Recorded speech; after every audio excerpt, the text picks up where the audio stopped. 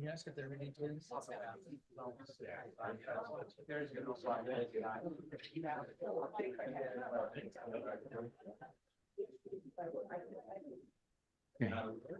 Hi, how are you? Good evening, everybody. Welcome to the regular city commission meeting for Tuesday, June 16, 2026. Madam Clerk, would you call the roll, please? Commissioner Plout, Here. Commissioner Preston, Here. Commissioner Schnetsky, Here. Vice Mayor Hudak, Here. Mayor Drosky. Here. If we could all please stand for a moment of silence and the Pledge of Allegiance. Vice Mayor, do you have leading us this evening? Yes.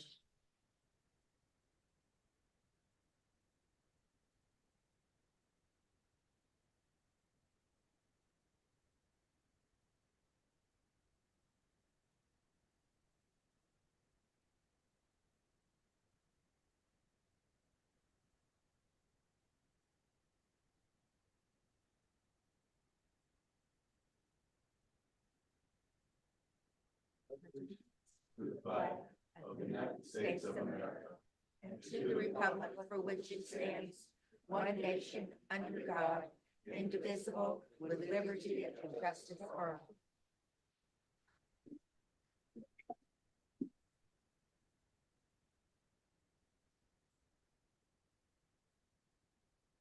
Before we start, if you're here on item number 26 this evening, which is the city charter amendments, please note that that is a discussion item only for the commission. So there's not an opportunity for the public to speak on that. So if you want to speak about the charter amendments, the time to do so would be at the public comment, which is after item number 7. So anyone for the charter amendments, please speak after number 7 this evening during public comment, because item 26 is just a discussion for the commission.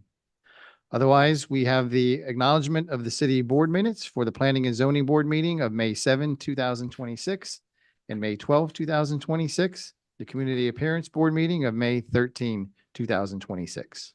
Motion to approve. Second. Motion to approve by Commissioner Preston, seconded by Vice Mayor Hudak. All those in favor signify by saying aye. Aye. Aye. Anyone opposed? Let the record show unanimous consent. Next, we have approval of our agenda for this evening, June 16, 2026. Motion to approve. Motion to approve by Commissioner Preston, seconded by Commissioner Plout. All those in favor signify by saying aye. Aye. Anyone opposed? Again, let the record show unanimous consent. Madam Clerk. For those attending via Zoom online wishing to speak under public comment or on an item that's open for public input, please click raise hand at the bottom under the reactions tab, and your audio will be unmuted when you are recognized by Mayor Drosky. For those attending via Zoom by telephone, please press *9 to raise your hand, and your audio will be unmuted when you're recognized by Mayor Drosky. Please make sure your audio is unmuted on your end by pressing *6. Thank you. Thank you. Also, those that would like to speak during public comment, you're not required to do so, but you can sign up in advance. The advantage that gives you is, one, you're called first, and second, it has an opportunity for you to put your phone number, email address. So if you have a question that we can't answer tonight, we can follow up with you. Otherwise, if you come up, we don't have a way to get in touch with you, we may not be able to answer your question. So if you sign up, the clerk has the forms over here to my right, your left, and we'll take those in the order that she calls them out. Otherwise, we have item number 1 this evening. Mr. City Attorney. Thank you, Mayor. Item number 1 is a proclamation presented to AARP Florida in recognition of World Elderly Abuse Awareness Day. Is anyone from AARP here this evening? Raise your hand if you're here from AARP. There we go, way over there to my left. Thank you. So before you come up, we do have a proclamation for you, just real quick. Florida has 6.5 million older adults that deserve to live with dignity, security, connection, purpose, and to be empowered to choose how to live as they age. Millions of older adults experience some form of elder abuse every year, and less than 5% of those cases are reported. Elder abuse may involve physical, psychological, sexual, or financial abuse, and includes forms of neglect. It is our shared responsibility to ensure that older Floridians are treated with respect and support as they serve as leaders, mentors, volunteers, and vital members of our community. June 15th, 2026 marked the 20th annual World Elder Abuse Awareness Day, an internationally observed day recognizing the significance of elder abuse and prioritizing actions which help prevent, report, and respond to elder abuse. Now therefore, I, Todd Drosky, Mayor of the City of Deerfield Beach, Florida, in recognition thereof, do hereby proclaim June 15, 2026 as Elder Abuse Awareness Day. Did you want to come down to the podium, please?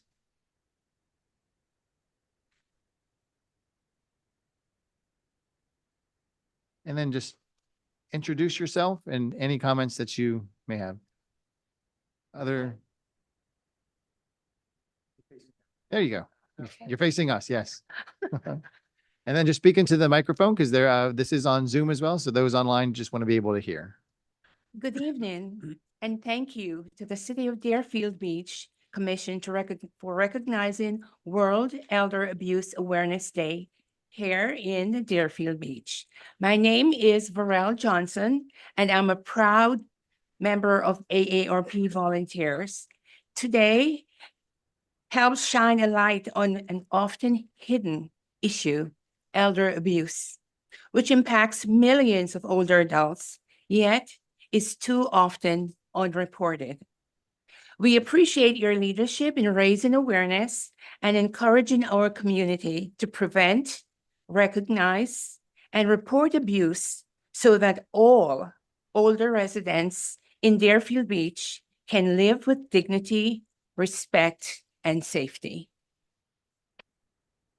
Great, thank you.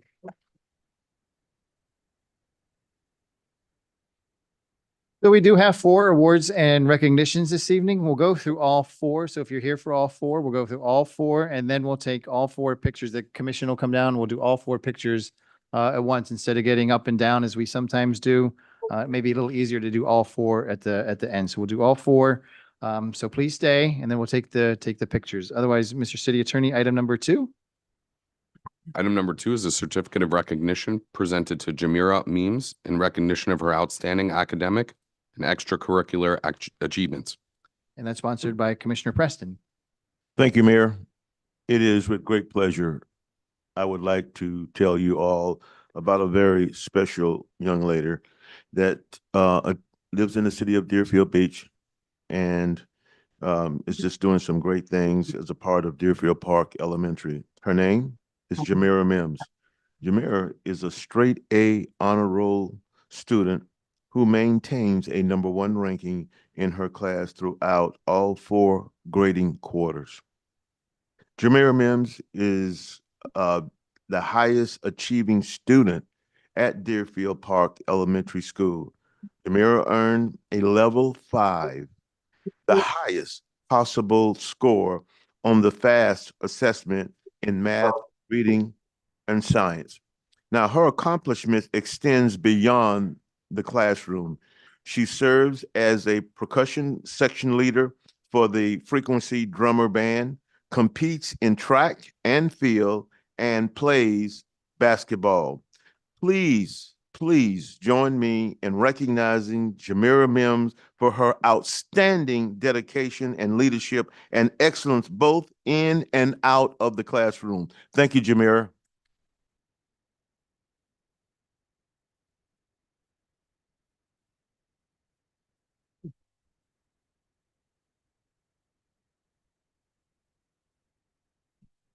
Apparently waiting to the end didn't work.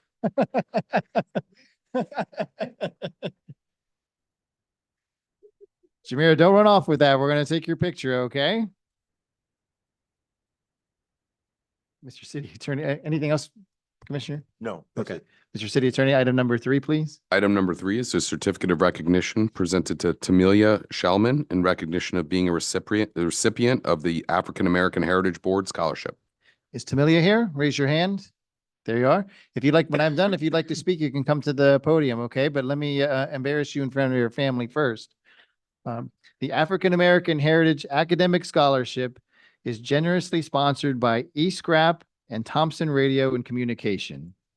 Established by the City of Deerfield Beach African American Heritage Board, this scholarship recognizes graduating seniors for academic excellence, leadership, and community service. The 2026 scholarship recipient is Tamelia Shellman, a graduating senior from Deerfield Beach High School. Tamilia has demonstrated outstanding achievement in the classroom and community, earning numerous honors and contributing more than 1,300 volunteer service hours. She will attend Bethune-Cookman University and plans to pursue a career as an entertainment attorney and entrepreneur. The City Commission and African American Heritage Board proudly congratulate Tamilia on this well-deserved honor and wish her continued success.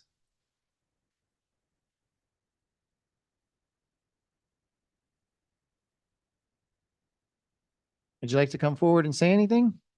Okay, good. He's an attorney, of course. You're brave.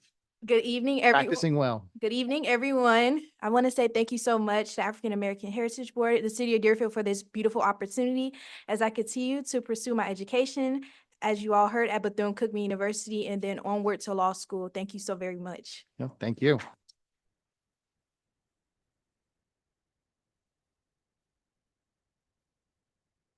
Mr. City Attorney, item number 4, please. Item number 4 is a certificate of recognition presented to Jahil Santos for his outstanding life-saving actions. Mr. Santos here this evening. Raise your hand right there on the end.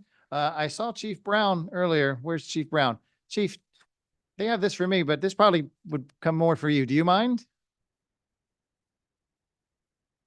I have little choice since I put you on the spot, but as long as you can read, you'll do fine. Absolutely. Mhm.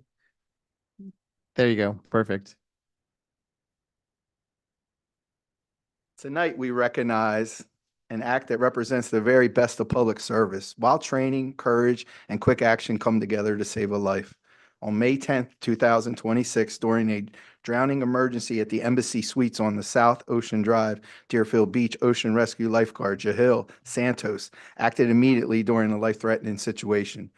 Before fire rescue units arrived, lifeguard Santos recognized the severity of the emergency, initiated CPR, and deployed the AED to the patient. His rapid assessment, calm demeanor, and decisive actions during those critical first moments directly contributed to the patient's survival and recovery. While assigned alongside Engine 75 and Rescue 75, lifeguard Santos demonstrated exceptional professionalism, preparedness, and commitment to public safety. His actions highlight the vital role of ocean rescue personnel play as highly trained first responders who stand ready to protect residents and visitors. Most importantly, lifeguard Santos displayed a profound sense of duty, courage, competence, and compassion when seconds mattered the most. On behalf of the City of Deerfield Beach, we recognize Jahil Santos for his outstanding life-saving actions, dedication to our community, and honor that he brings to Deerfield Beach. May I also add, Jahil is one of our newest ocean lifeguards. He has been nothing but a pleasure, positive attitude. He's fresh out of EMT school, so as you saw, those skills came in. The Embassy Suites, for you guys that don't know, that's behind our lifeguard stands across the street. He had received this, people in distress. He responded, communicated well, proper communication, so the fire rescue was right behind us along with Broward Sheriff. I can't speak highly enough of this individual. He just went from will call up to full-time status, and he will continue to move up through our organization. I'm very proud to present this along with you all tonight, recognizing his heroic act. Thank you.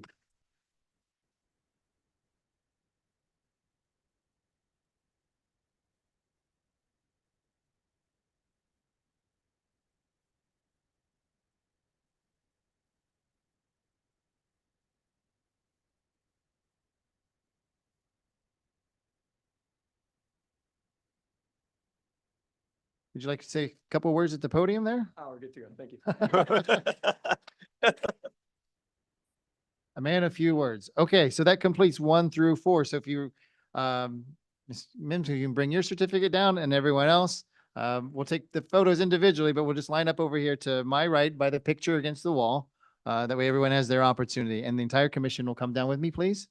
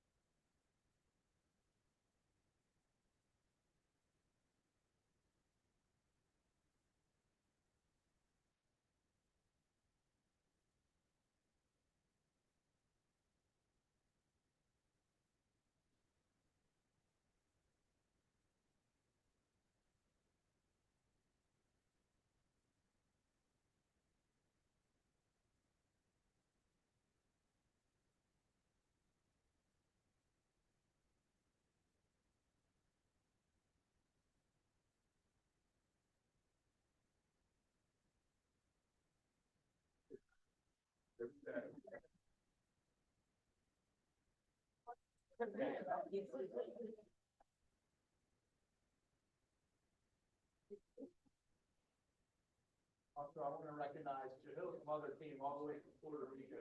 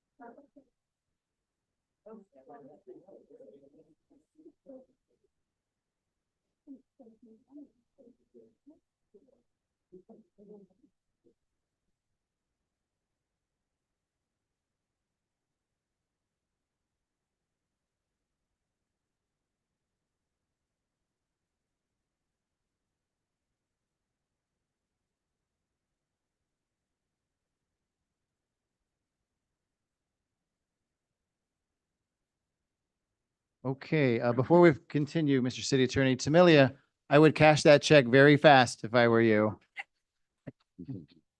Mr. City Attorney, item number 5, we're going to do 5, 6, and 7 together, but vote separately? That's correct, Mayor. Items 5, 6, and 7 will be presented together. We will need separate votes at the end.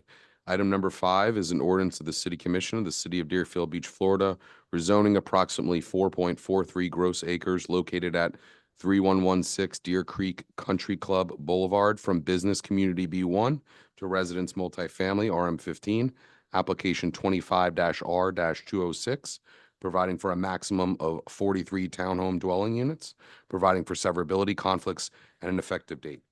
Item number 6 is a resolution of the City Commission of the City of Deerfield Beach, Florida, considering the plat application from K. Hovnania Tides at Deerfield LLC to amend the plat note for the approximately 4.43 acre property located at 3116 Deer Creek Country Club Boulevard to permit 43 townhome units on the property. Application number 25-P-243, providing for conflicts, severability, and an effective date. And item number 7 is a resolution of the City Commission of the City of Deerfield Beach, Florida, considering a major site plan from K. Hovnania Tides at Deerfield Beach LLC to construct 43 two-story townhome units and associated site improvements on the property located at 3116 Deer Creek Country Club Boulevard, application number 25-RM15-69, approving the allocation of 43 residential flex units, providing for conflicts, severability, and an effective date. The applicant is represented by Ms. Backman. And I believe, yes, I see Christina there. If you can, when you get up and state your name and address for the record, if you would let us know, your client is entitled to a more formal quasi-judicial process, or you can waive the more formal process. You can just let us know what your client so chooses. Thank you. Good evening. For the record, Christina Belinkie of Miskell Backman. We will waive the formal quasi process. And that is a really tough act to follow. That was very heartwarming though. So I'm here representing KHOV tonight again for their Tides at Deerfield Beach project. And I'm not sure who's controlling the presentation, but if we can go to the next slide, please. Oh, perfect. I can control it. So at the last commission meeting, we went over kind of the general property location, the reason for the rezoning. So I'm going to skip through some of that. But again, it's a 4.73 gross acre property that is off Hillsborough Boulevard and Country Club Boulevard Lane. And so currently the property is zoned B1. We are proposing to go to RM15, which is consistent with the multifamily development to the east and also to the north. So there you see the request. We did go through each of the criteria at the last hearing. I'm happy to reiterate those if anybody does have any questions this evening. But I really wanted to focus on the proposed site plan this evening, as that is one of the new items before you. So here we have essentially a colored version of the site plan on the screen. So the main access is off Deer Creek Country Club Boulevard. There is a gated access in that location with sufficient area to turn around and stack. That's all been reviewed by city staff. And then as you travel a little bit further north on Deer Creek Country Club Boulevard, we do have a secondary access point for emergency services. So that way fire services, EMS, if they need to access the site through that location or exit the site through that location, they can. But guests and visitors will primarily use the other access point. There are a total of 43 townhouse units proposed. And again, we are going to RM15, which generally does allow for 15 dwelling units per acre. We're not trying to squeeze that density into this project. We're below that density. We have less than 10 dwelling units per acre here at the 43 townhouse units. And they are located within 5 different buildings. Those are the buildings kind of highlighted in blue on the screen.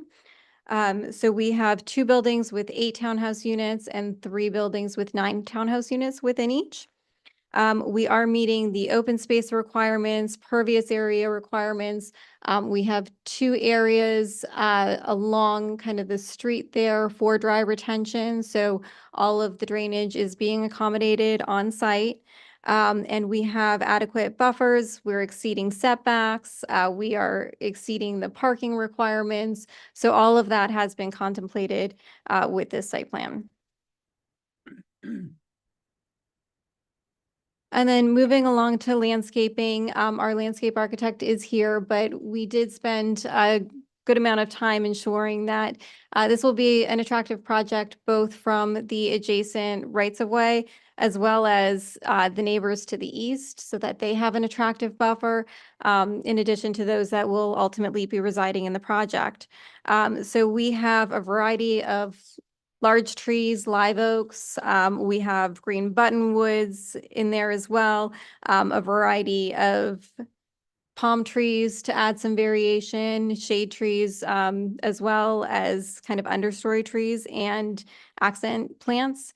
So all of that put together will ultimately result in a very attractive project for the city.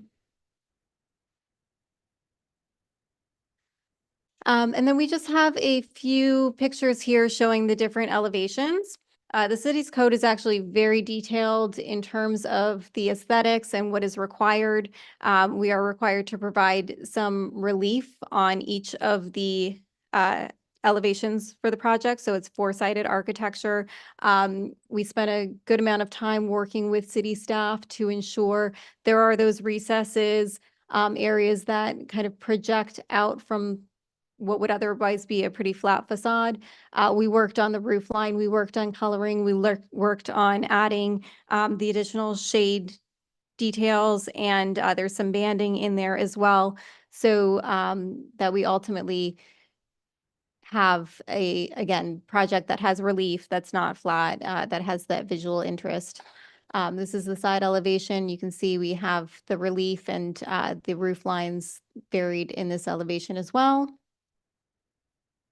This is just kind of from angled views. And then this is the 9-unit front and rear elevation. And again, the sides. Just from another viewpoint, so you can see those recesses a little bit better. And then finally, our color palette, we're bringing in kind of warm, kind of coastal tones, representative of the name, the tides, and the fact that the city is a coastal town. So we have those warm blues and grays in there as well. And that's really the extent of it. Our team is here to answer any questions you may have this evening, and we certainly appreciate your time. Okay, thank you very much. There come the lights. Madam Clerk, we'll start with you. Pursuant to Ordinance 2009-006, City of Deerfield Beach Code of Ethics, the applicant's representative made the following campaign contributions. Mayor Drosky, $1,000 on January 10th, 2025. Vice Mayor Hudak, $1,000 on November 17th, 2022. Commissioner Preston, $1,000 on February 21st, 2023. And Commissioner Shanetsky, $500 on January 10th, 2025. Thank you. Thank you, Madam Clerk. Commissioner Plout, you have your light on. This is your district. Thank you, Mayor. I'm in full support of this project. I have to commend the architect for the design, since it's a very odd-shaped property. And I don't believe it's going to make hardly any difference at all in traffic. Since we're changing the zoning from commercial to residential, if it would stay commercial, now we would have a lot more traffic. And also, it's not even to be seen from the road. And it's surrounded on the north side by an assisted living, and then further down the road, a golf course and some other residential. And it seems like a terrific addition there. There's never been a building there that I know of. And anyone who lives there has full access to the shopping center. There's a medical plaza there. There's a lot of things within walking distance for groceries and different things like that. So it's terrific, and I'm in full support of it. Thank you, Mayor. Thank you. Thank you. I don't see any other lights. Mrs. Belinkie, I have one question for you, and I couldn't tell from the backup in the presentation. The main entrance to your community off of Deer Creek Country Club Boulevard, does that line up on the west side with any of the entrances into that Target shopping center? Because as you're leaving the Target shopping center and coming out, you pass the medical buildings and there's an opening there.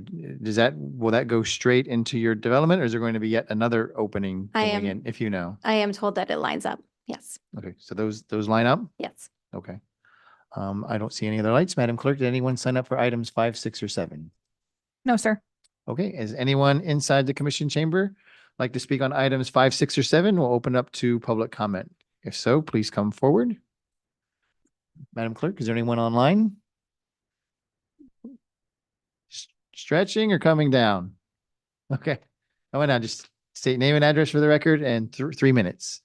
My name is Amber Hyman, and I live in Deer Creek at 2430 Deer Creek Country Club Boulevard. I didn't really have something prepared to say, but just here on behalf of many other neighbors who have seen the sign that said there was a public hearing tonight. Unfortunately, everybody else is sick or out of town or under the weather. But there's a lot of concern that every single move we make, we're cutting down more and more and more of the nature in our town. And it's quite appalling, actually. I mean, I am sorry to say, and No, nothing demeaning to the architects and such of that development. But the most beautiful picture on that whole slideshow was the first one that shows with all the trees there. Let's just be real, that we are taking away the canopy of our town day after day. And unfortunately, I live in a condo association that's doing the same. And I'm not sure that we're truly following the policies. And I'm not here to speak on that because that's not my role, but I'm just saying there's a lot of very disappointed people. And I know decisions here are made based on money and based on bringing people into the town and things like that. But if we take away all the nature, there's sure no reason to be here. And I unfortunately have only been here 2 years and I plan to leave because I'm sad to see the direction this town is taking. So this is one more sad sign. Every time we have gatherings with friends in our apartment complex, this is what we talk about. And it's very, very discouraging that there's no talk. I mean, there was a list of trees that are going to be planted but it's already full of natural local vegetation. So I don't know. Again, I'm not here to speak a large argument, but just to speak on behalf of a lot of people that I know probably don't have the time or the means or even necessarily the strength to come and say something in front of the committee. But I do think that it should be considered that we preserve our nature. Thank you. We are called Deerfield Beach, after all. This was the deer's town originally. We're the ones taking over with concrete. So thank you for your time. Great, thank you. Spencer, did you want to speak?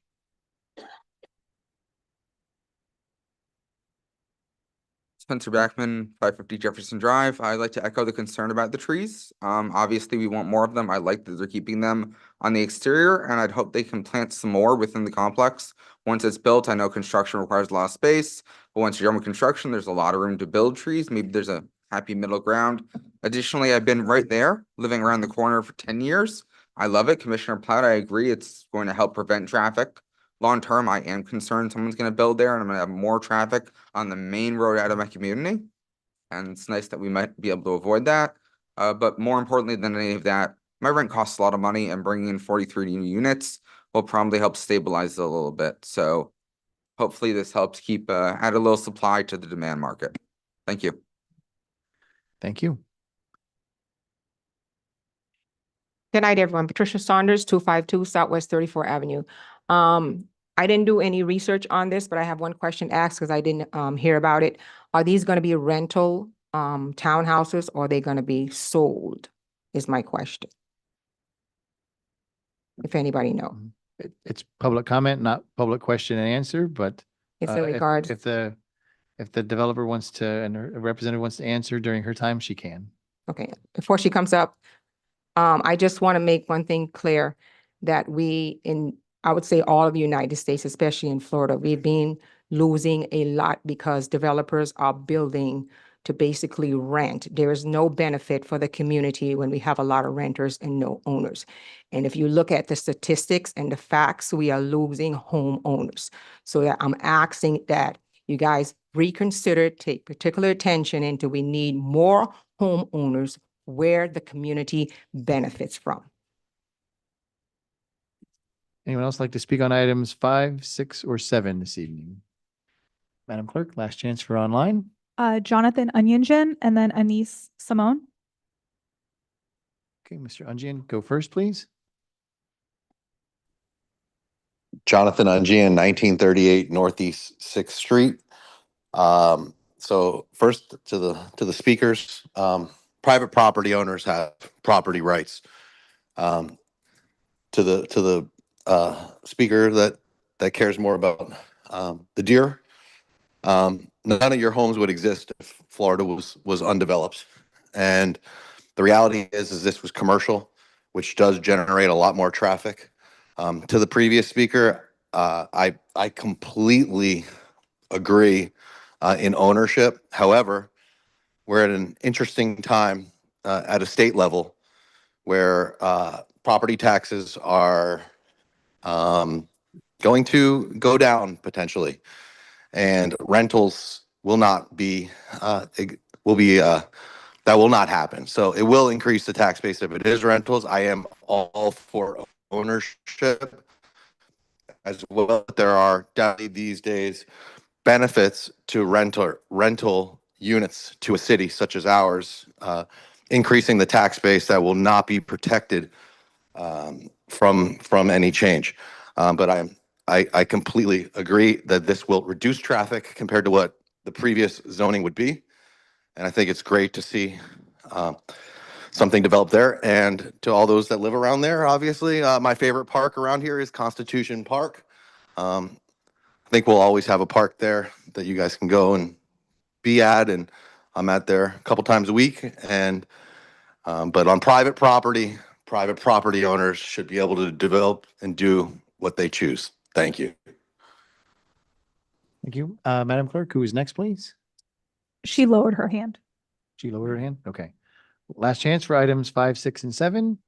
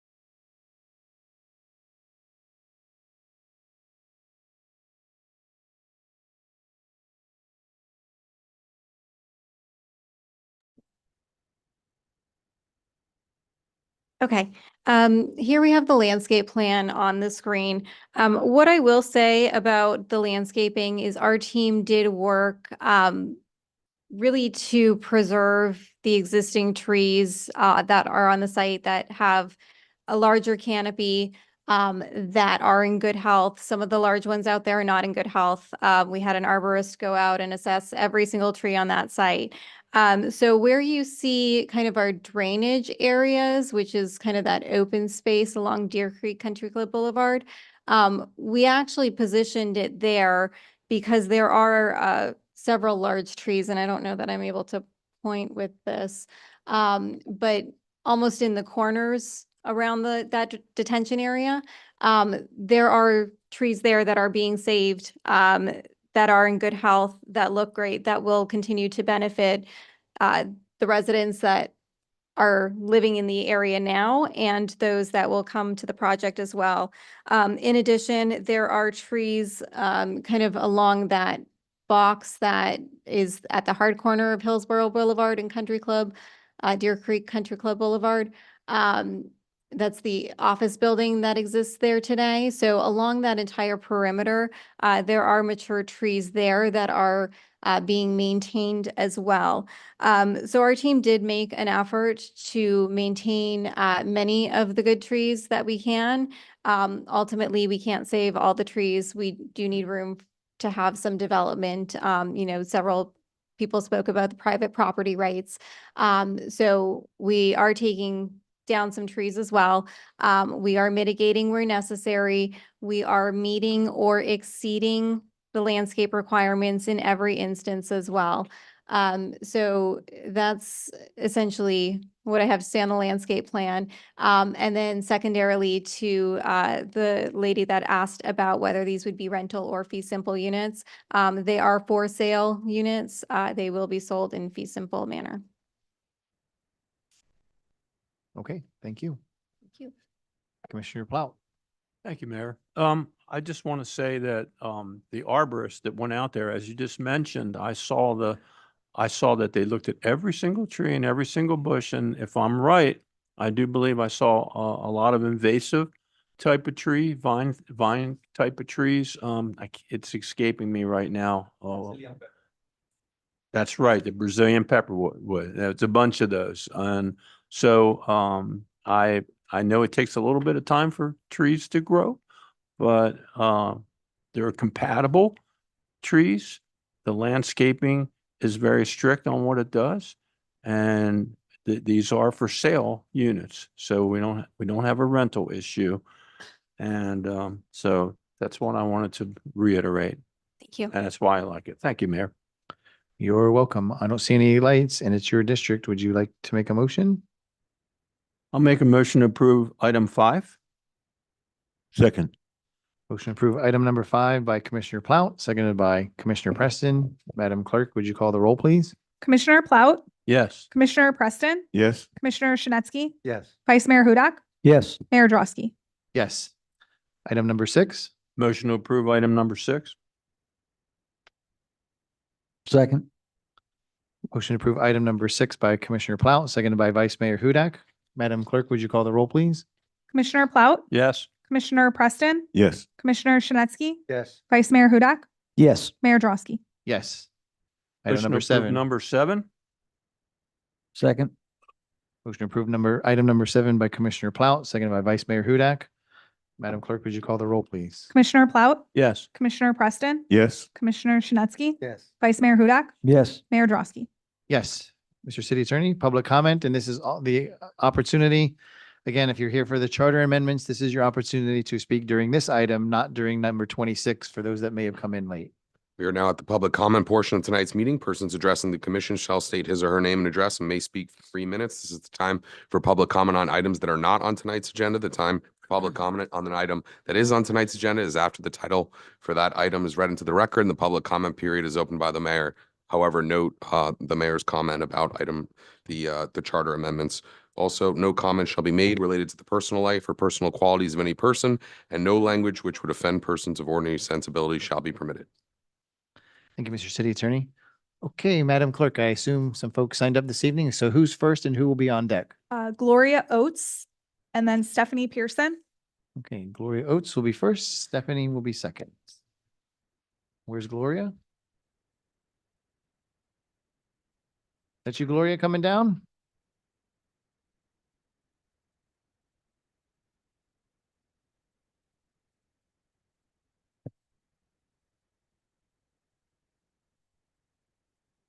Just name and address for the record, please.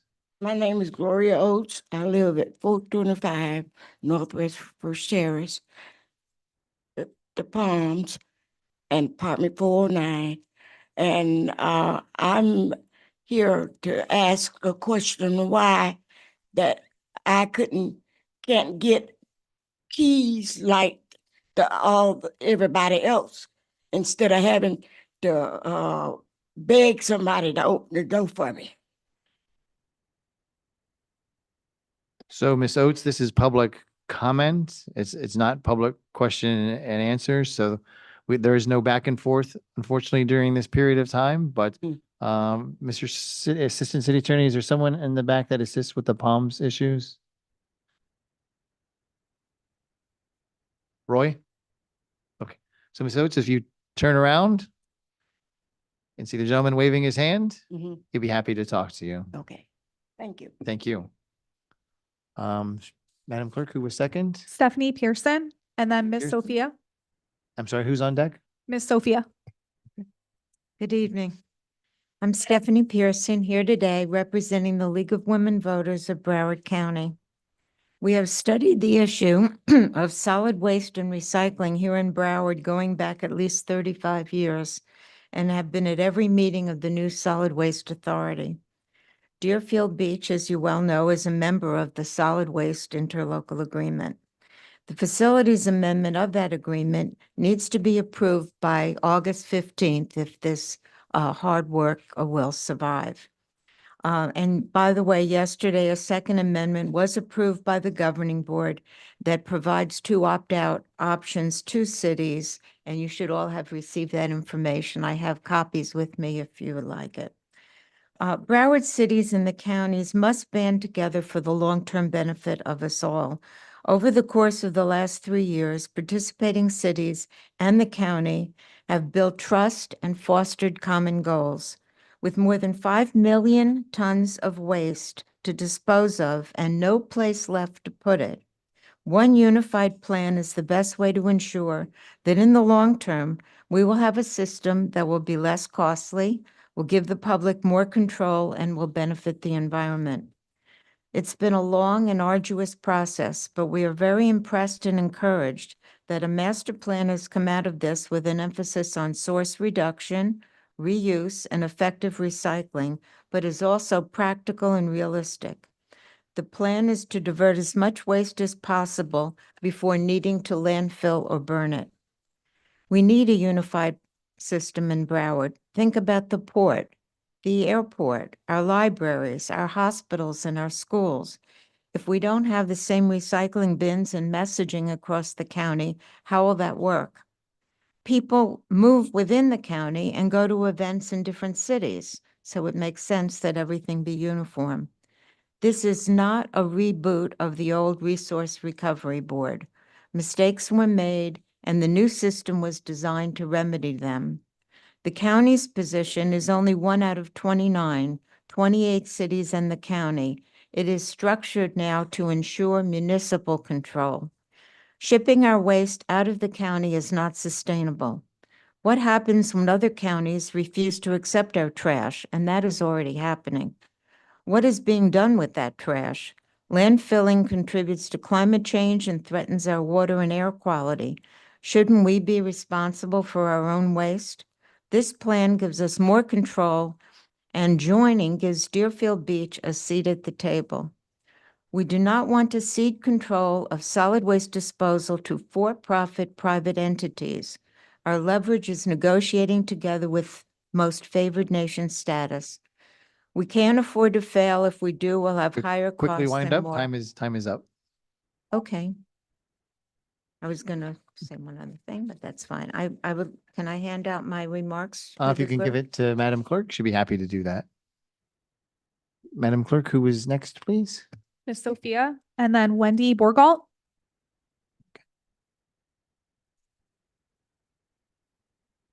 Hello, Sophia Manolesco, 536 Northeast 20th Avenue. How are you this evening? Very nice to see you again. Of course, I'm here, as I was last time, to speak a little more about why we cannot remove the City Charter Article C11. And first of all, there's enough development going on in Deerfield Beach. Every lot sold is converted to multifamily. Every small piece of land is sold to developers. Sometimes they can grab several lots. And in the place of the small single-family homes with large lots, we see at least fourplexes and larger buildings that are being built. And these are replacing the old homes. On the 6th Street, the house that was previously owned by the cat lady, I think her name was Nancy, the minute it was sold, the first thing the developers did was cut up this beautiful banyan that was on the front lawn.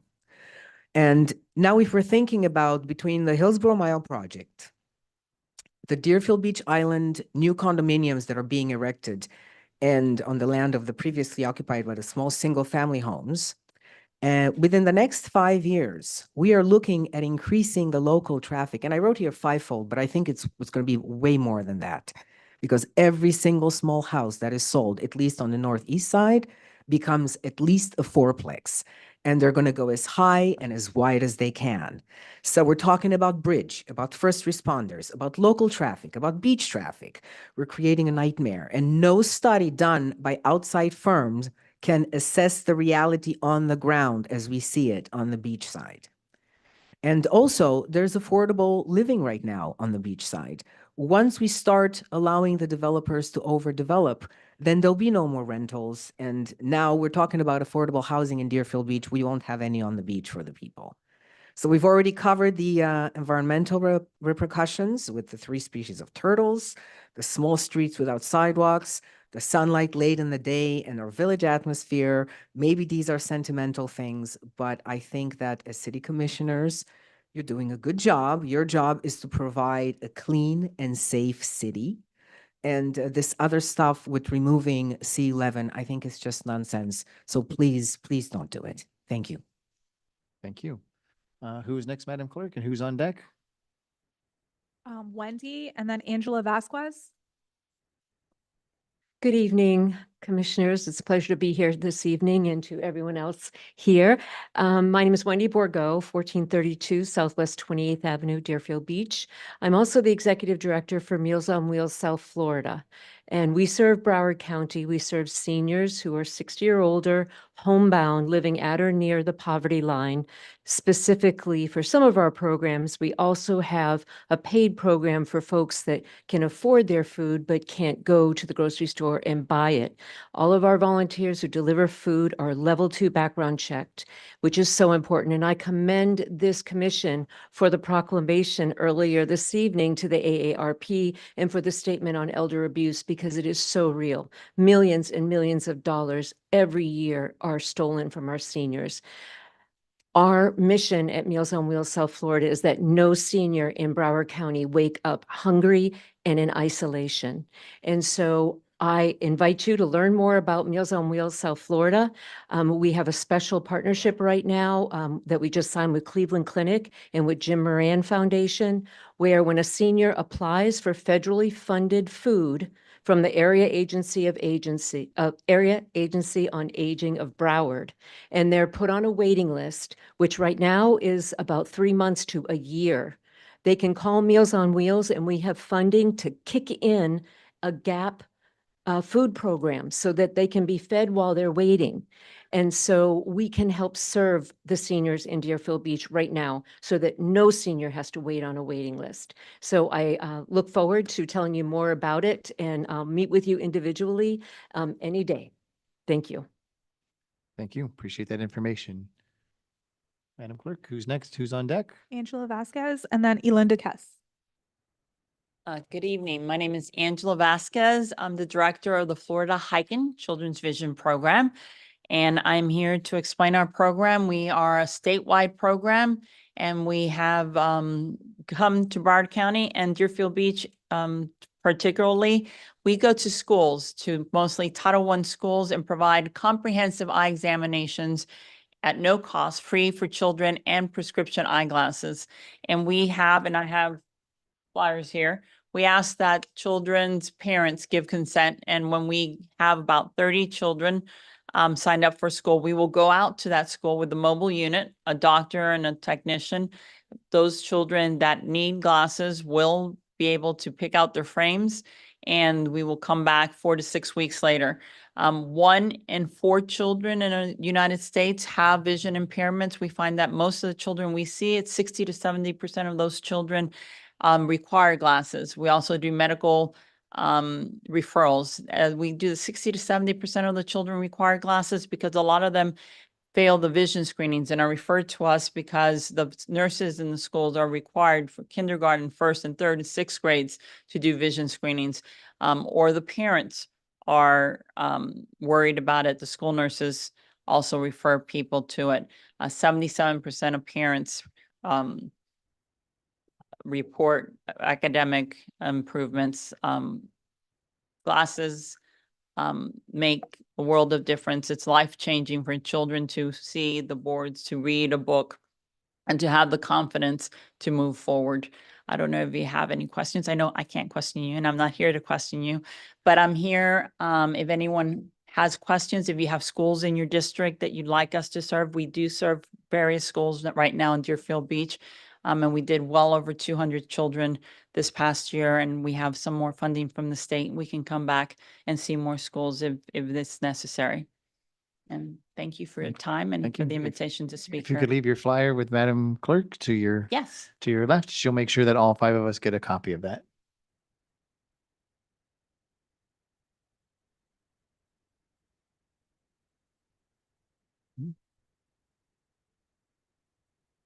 Ma- Madam Clerk, who's next? Elinda Kiss, and then Spencer Backman. Okay, name and address for the record, please. Sure. Elinda Kiss, 1627 Riverview Road, Unit 312, Deerfield Beach, 33441. Mayor Drosky, Commissioners Hudak, Preston, Chanetsky, and Pout, I urge you to not put any changes to Article 11 of the city charter on the ballot.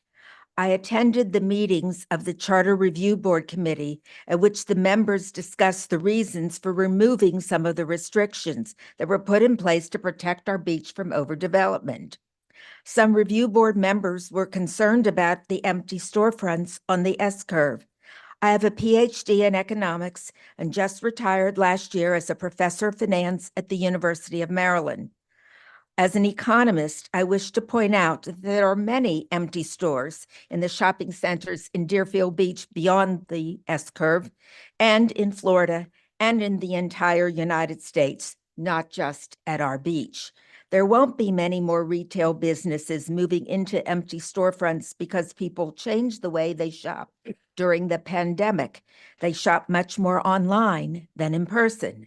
Raising or removing height restrictions, Florida area ratios, or lot coverage limits may or may not lead to more multifamily residences on our barrier island.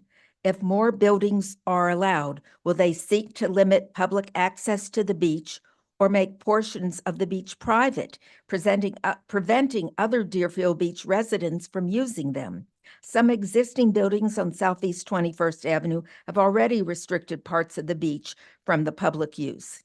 Many residents in the multifamily buildings on 21st Avenue are snowbirds who may not patronize our local retail stores or restaurants for half the year. The beach and Barrier Island belong to the full-time residents of Deerfield Beach. We support the local economy, eating at local restaurants, shopping at local stores, and housing and hosting visiting friends who stay at hotels and motels on the Barrier Island. Furthermore, if the protections of Article 11 are weakened, even slightly, we will see increased traffic congestion and strain on evacuation routes on the Barrier Island.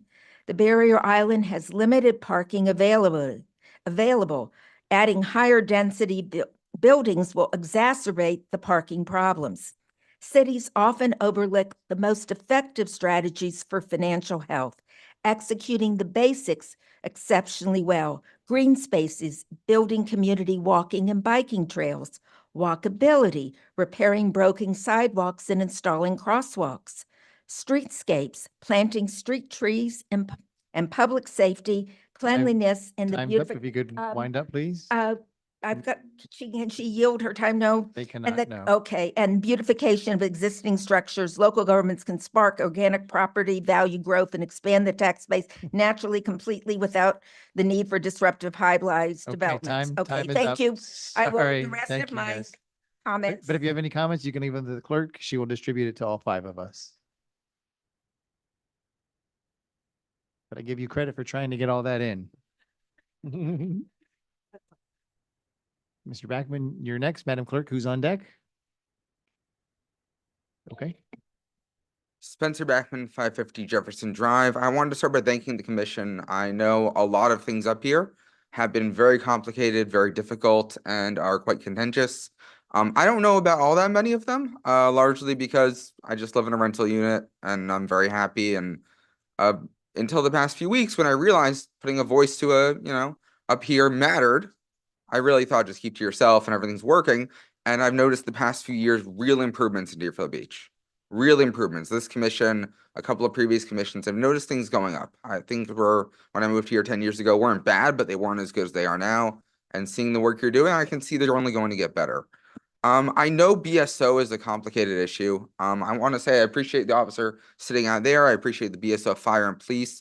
They've done a great job for us for a long time. I know it's not the officers personally is the reason we're making this switch. I do want to say that it's expensive. We all know that. I don't think anyone's going to deny there's a lot of money involved, but I do want to recognize that the commission made a smart choice. They went to the federal government. Commissioner Platt actually told me a little about this, but they went to the federal government looking for money to see what they could get in terms of grants and offers. And I did the math just based on today's agenda. And apparently it's somewhere in the region of $17 to $18 million in grants you guys are approving today, which is incredible. That's money the city will never pay. And I think that's really something we can use. That's something that we'll appreciate. And, taking out special bonds, raising taxes aren't great things to do and sometimes required in starting new departments, but federal grants are a way to avoid that. And honestly, I'm sure there are more. The federal government, as you all know, is incredibly layered and complex, and there's always things you can apply for in the future or later or moving forward. And I really hope you continue to do such a great job with that. Short of that, I really just like to thank the federal government. I know they're not here hearing me today. They probably never will, but the federal government's done a great job of putting out grants for police, fire, etc., and allowing that money to be given to cities. And I appreciate all of you. I appreciate Commissioner Platt for representing our district. I like to see the arborists coming out to the property, really made me much more comfortable on issues 5 through 7. And I am really looking forward to having a new police department and a new fire department that are so well funded by federal grants and have all the same money they did before coming from the city. So thank you so much. Thank you, Mr. Beckman. Madam Clerk, that was all for the signups tonight, correct? Okay, so we'll go to those that are in here in the public chamber tonight that did not sign up that would like to speak during public comment. Now is your opportunity. There's someone rushing down the aisle. You'll be next, okay? Good afternoon, Commissioner and Mayor. Sandra Jackson, 386 Southwest 35th Avenue. I didn't get a chance to look at all what's going on with the charter, but I'm asking you, please do not take our rights away. We have a right, we have a voice in the city of Deerfield Beach. And I hope you guys do listen to what the resident want and not what somebody else want, or lining pockets or whatever you guys somebody may be trying to do. Not saying you guys are doing it, okay? Another thing, I want to thank you guys. I was not able to come to the Juneteenth. I was out of town. But I had some resident did call me in reference to the Juneteenth. They want me to make sure to thank Mr. Preston and also Daniel. I guess you guys was there the whole time. And the community did appreciate that. I just wanted to say that. Thank you. Okay, ma'am, you're next. Just name and address for the record, please. My name is Leticia Mercado. My address is 440 Northeast 41st Street, Deerfield Beach. I'm coming before you today in concern of the traffic safety in my neighborhood. Since I have owned my home since 2014, I've had horrific accidents. Actually, just recently, a near-death accident that had occurred right on my property where someone just, ran the stop sign, came around the curve, ran right into my daughter's car while both of my daughters were in the car. If they would have exited their vehicle within seconds, my daughters probably would not be here today. Not only do I have that situation on the corner of 41st and 4th Terrace, there's only a one-way stop sign. People run the stop sign all the time. I've provided you a document that will show you over 7 different incidents that have occurred within that corner, 4th Terrace and 41st, 5th Avenue. As you know, recently we had a death incident on 3rd Avenue. So I'm asking that you please bring awareness to my neighborhood, bring safety to not only my neighborhood, but especially my family in the corner that I actually lived in all my life. That's all that I can present at the time. So I hope to hear from someone soon. Thank you. I do notice you put your phone and your email both on your packet. So sir. make it very easy for us. Thank you. Okay, thank you.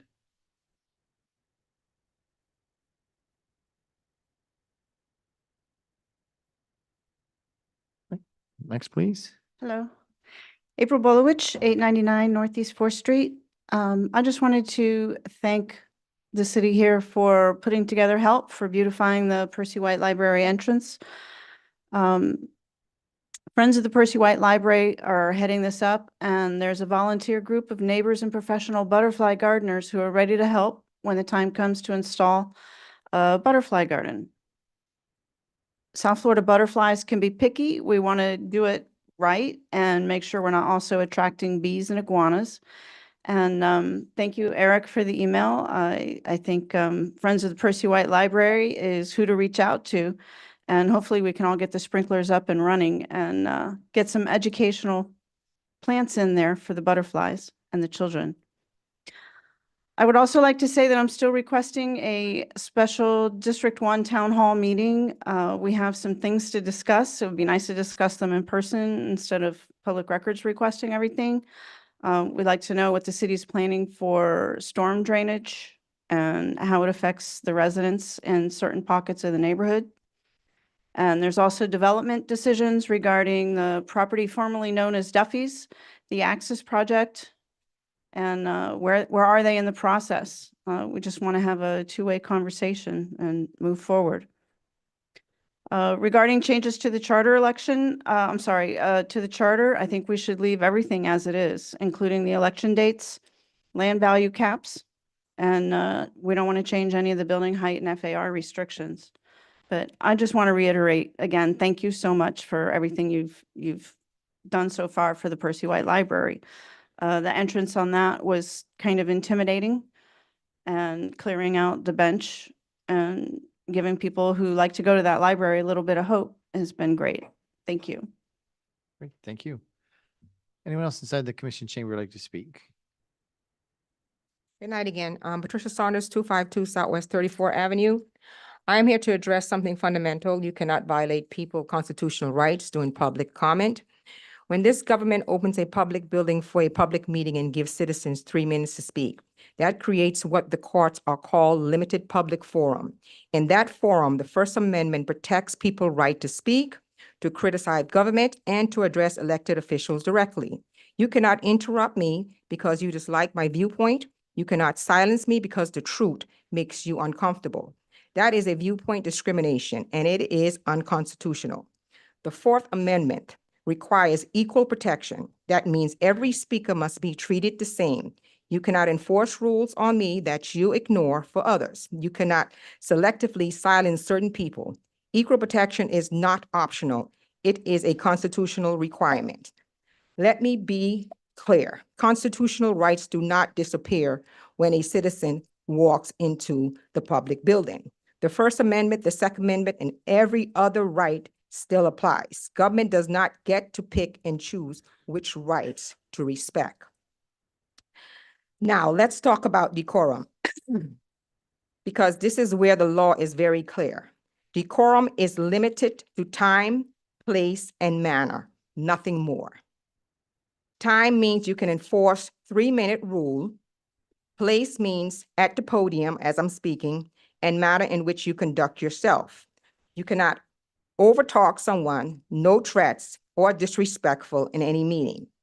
And not that you dislike my message, not that you feel uncomfortable, and not that you want to control my viewpoint. Decorum does not allow you to regulate my criticism, my tone, my opinions, or the content of my speech. You cannot use decorum as a weapon to silence viewpoints you don't like. That is unconstitutional. Now let's talk about procedure. On the Robert Rules of Order, the chair, not the police, controls the meeting before any speaker can be removed. The chair must clearly state the specific allegedly violated, give a warning of which ruled, and indicate what is the violation, which is part of under the Robert Rules and your decorum. Give the speaker a chance to correct after you warn them. And only if the speaker refuses to comply, then you shall call the police, not them just coming up on their own. None of that happened to me on January 9, 2024. On that night, not one commissioner, and I'm excluding Mr. Tom Clout and Mr. Daniel Shinsky, because they were not commissioners. Everybody else it applies to. On the night, not one. I will continue next. Time's week. up. Thank you. Thank you, Ms. Saunders. Ms. Hers, come on down. Thank you. Dan Hers, 330 Southeast 19th Avenue. The June commission meeting was very interesting, but before that, I have questions for the deputy city manager. Could he explain why Soccer Mania was canceled? After that, can he comment on IPW and why the city chose to be there only one day? And then can he answer why Rick Welchel at Cove Brewery was allowed to join the city's exhibit at IPW while other businesses that had been asking to partner up with the city were shut out? After he's done answering that, could he comment on what the timetable is for the city starting their own Chamber of Commerce? Back to June 2nd, we all learned new vocabulary from Vice Mayor Hudak. However, I couldn't find the word Reddick in the dictionary, and I also had trouble finding the word fear-mongering. I know the Vice Mayor has had trouble writing speeches since his speechwriter Rebecca left town, so I am volunteering my services to help you write your speeches for the last 9 months of your term in office. Speaking of amount of time left in office, I hope the bizarre idea of Councilor Soroka does not come to fruition during any of the charter workshops and subsequent vote.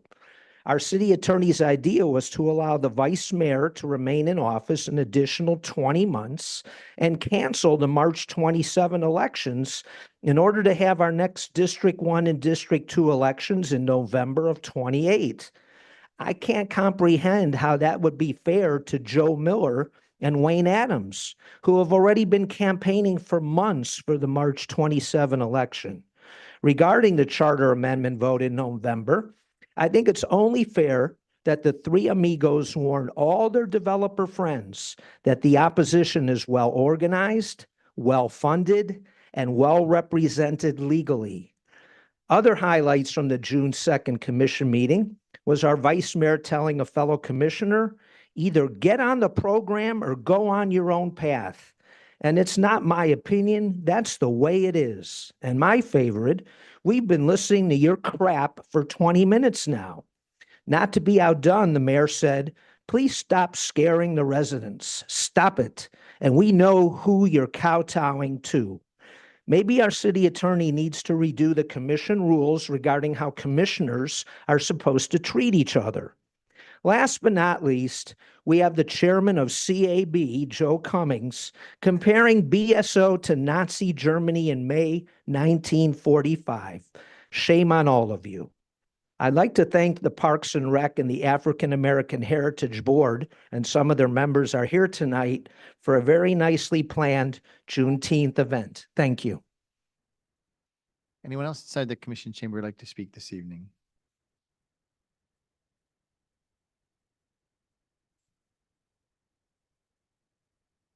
Howard Hamowitz, 536 Northeast 20th Avenue. I'm speaking with regard to the city charter. Downtown Boca Raton is now literally overrun with towering skyscrapers and is much more akin to Hong Kong than the village-type atmosphere it had only a few years ago. The latest onslaught is the horrendous two-tower monstrosity from the Batmasians of Investments Limited, which is replacing Boca Raton's adorable 60-year-old post office in adjoining Pink Plaza.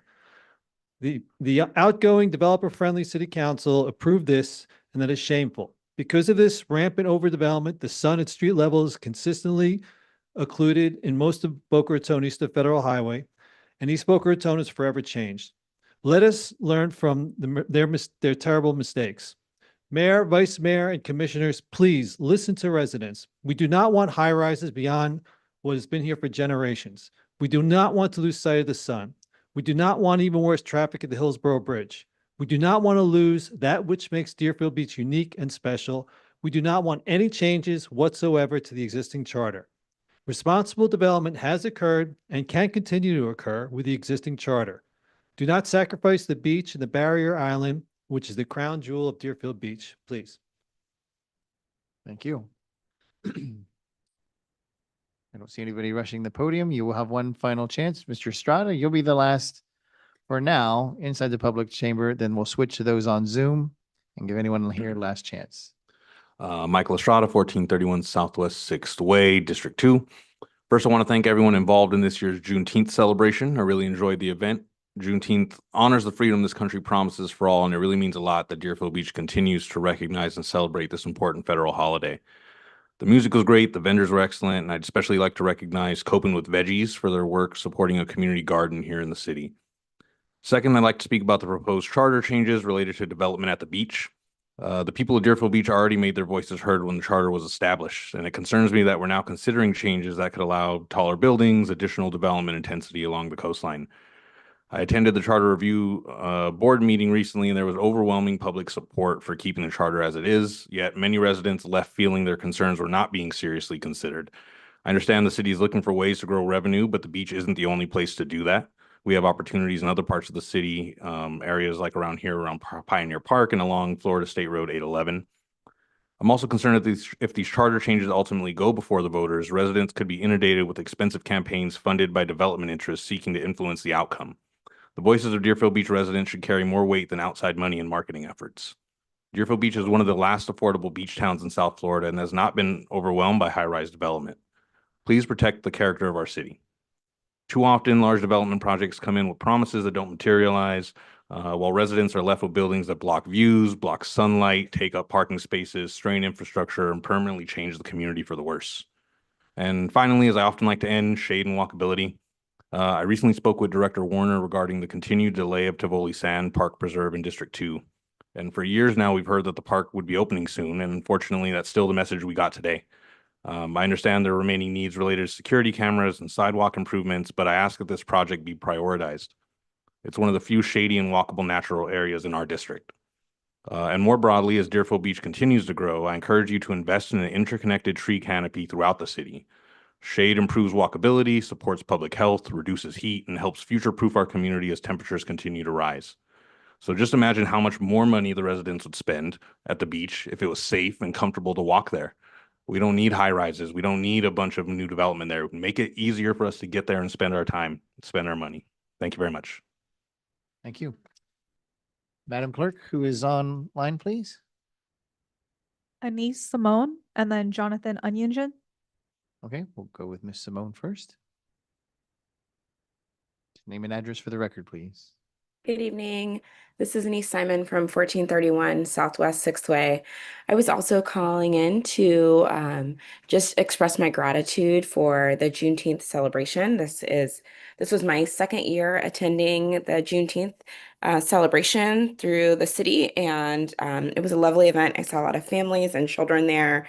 It's always great to see family-friendly events that the city can put on, and it was a lovely time. There were great vendors. The music was lovely, and it seemed just like a very accessible place. I saw families walking up even. And I think it's a good way to advertise the park and the community center that is brand new right there. I also want to say I look forward to the other celebrations that will be taking place this summer that celebrate the city and freedom and the 250th year of this country. And like the last speaker, I will also I also share his opinion around the development at the beach. Would love to see the original charter be respected, as I feel that residents of Deerfield Beach at the time shared their voice and hoped to protect the beach's views and visibility for future generations. I appreciate their efforts and would love to see my children experience the beach and the skyline in the same way. Thank you so much. Thank you. Mr. Ungian is next. And who's on deck, Madam Clerk? Katie Freitag. Okay, go ahead, Mr. Ungian. Jonathan Ungian, 1938 Northeast 6th Street.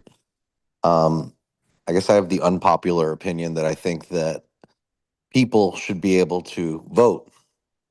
And that be that there should be an opportunity and an option given to the community as to hopefully responsible changes to our charter. Since this charter initiative back in 2002, the Save Our Beaches, we've got areas that are now flood zones designated by FEMA, which require elevations to be raised, which then hurts development and makes development not as feasible economically for people who own property to make money, because we live in America and that's what people do. They have a right to do that. And I think people have a right to vote. So I hope that there are responsible suggestions made to the charter that people have an opportunity to vote for. Regarding some of the comments that I heard, I live on 6th Street. And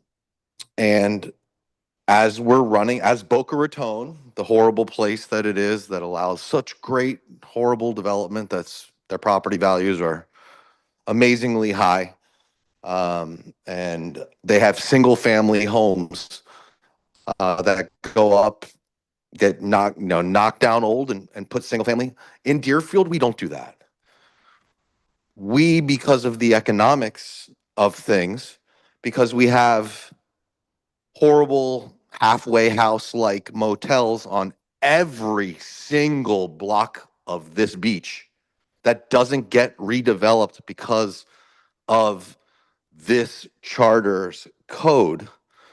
Even on 5th Street here, they did get approved a 5-story structure that I actually spoke out against, because I think that there are things in our charter that are bad, like that we allow halfway into the street to be considered your property to allow developers greater development rights.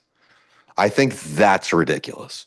However, that still isn't being built nearly 2 years after approval, because I'm sure probably the economics of it still, even with that height, don't make sense. So we need to look at these things. We need to look at how do we get rid of these motels? Because with these motels on every block, single family homes aren't going to be built. Every single one is a townhome, a duplex. I've not seen a fourplex, but they're all 2 homes. For instance, I saw a variance that is coming in that came to my mailbox for across the street from where I live. Wind it up quickly, please. So, I think we need progress. Progress is good. A stagnant tax base is bad. And we aren't getting beautiful single family homes because of the nature of these halfway house like motels. Thank you. Thank you, Mr. Adjian. Katie Freitag was next. Please unmute her. And who's on deck? That's it, sir. Okay. Katie Freitag, go ahead, please. Katie Freitag, 418 Southeast 2nd Street. Regarding Juneteenth, I thought it was an absolutely fabulous 2-night event that really showcased how our city was shaped and how our cultural landscape has been transformed. I only wish that there were a few more people there to enjoy the incredible events. Several hours and thousands of dollars went into this event, and I just wish there were more people there to have been a part of it. I have a few suggestions that I'll share with the director next time I see him to help promote the event, but it really was a very nice time. Regarding the city charter and potential changes, specifically for 11.1, allowing for specifically 11.1 allows for concern. Years ago, thousands of citizens worked tirelessly to allow for the charter to be set with specific building requirements. Thousands of citizens thousands of citizens. And now we have 5 citizens that are attempting to put this item back on the November ballot. They didn't go out and get thousands of signatures. They didn't go out and canvass neighborhoods to garner support. They merely looked at their own lives and wanted to know how it will benefit them. Everyone knows you don't go into politics without some type of an agenda on your own. That withstanding, if the commission approves it and it goes on the ballot and fails, which it will, what is the city going to do next? What is our plan when the builders realize they do not have enough boots on the ground to make this come to fruition? What is our plan B? There is a greater amount of public input that needs to take place and considerable planning that needs to be developed to make our beach the absolute iconic place that it is for many citizens in our city. Overdevelopment is not the answer. Proper development is.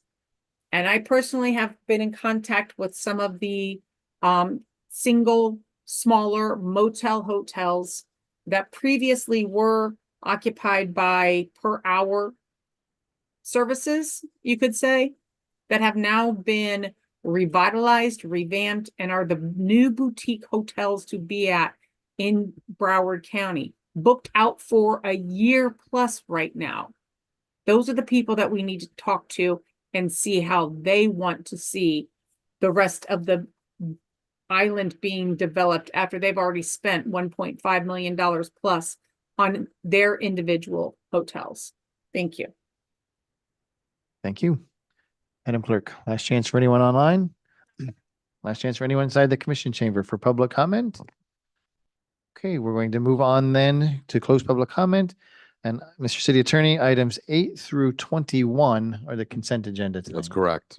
Items 8 through 21 are currently on consent. Okay, do my colleagues have any questions on 8 through 21 tonight? I do. I like to pull for comment agenda item 8, agenda item 10, agenda item 12, agenda item 19, and agenda item 21, please. Okay, we want to comment, so we're not going to pull them. All right. We'll let you comment on comment. 8, 10, 12, 19, and 21. Thank you. Any other comments tonight by my colleagues?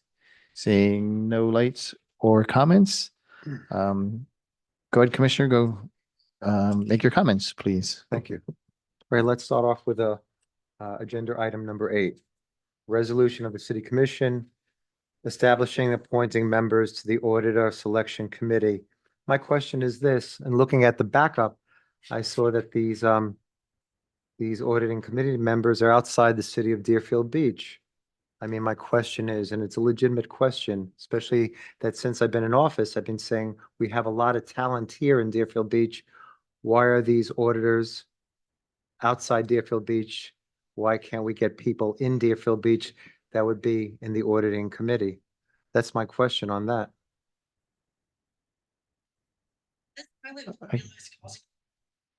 Silence your cell phones, please. Mr. Assistant City Manager, we'll start with you. Yeah, I'm gonna ask our Chief Financial Officer to come down and address that question.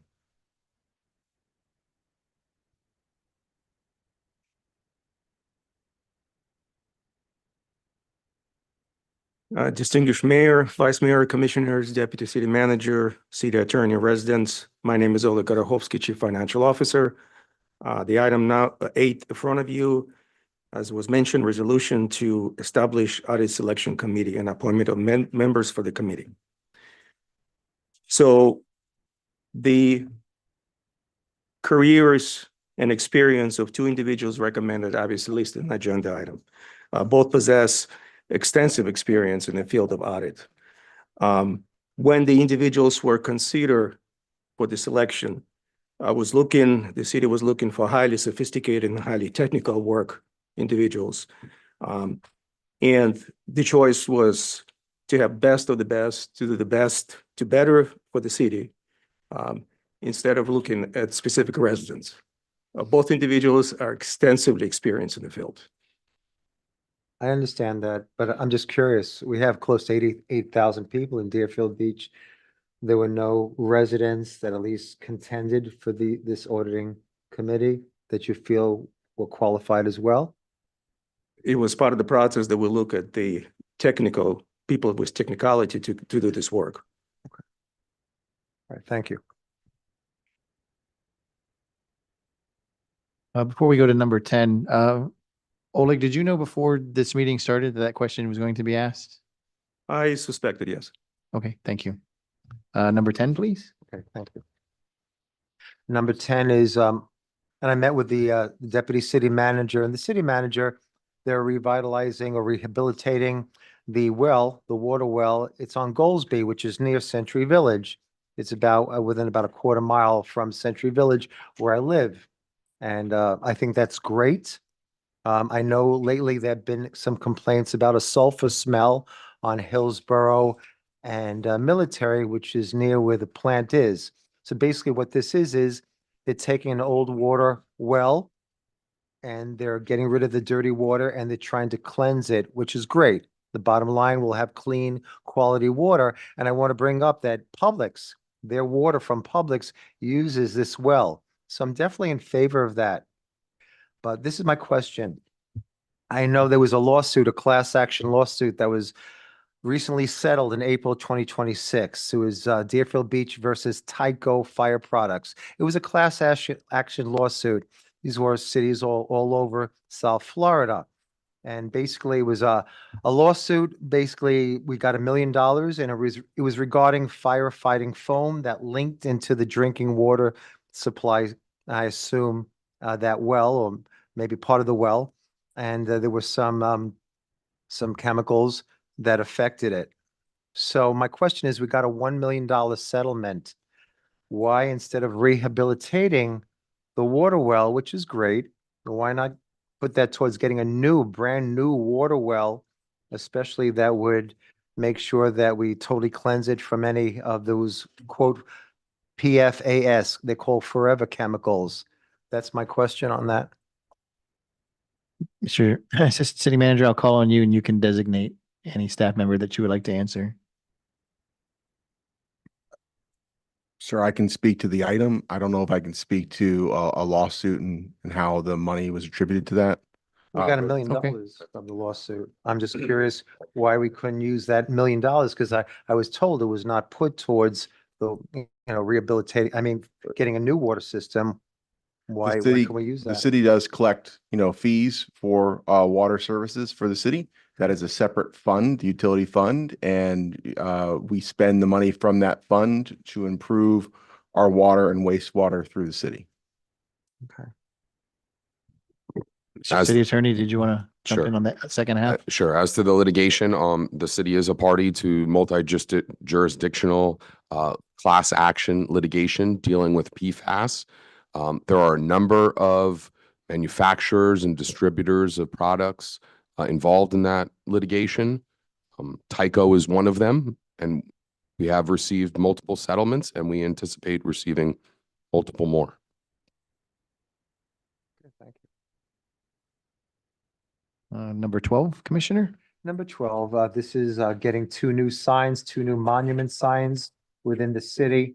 I met with, again, the city manager and the deputy city manager, and then looking at the backup, it said these signs will be on Southwest 10th and Federal. I assume they're digital signs. I was a little confused. I was told by the city manager, and maybe I just heard it wrong, but I'm pretty sure I was told that one of the signs would be near my area in District 3 on South Military Trail near the Boca border going south.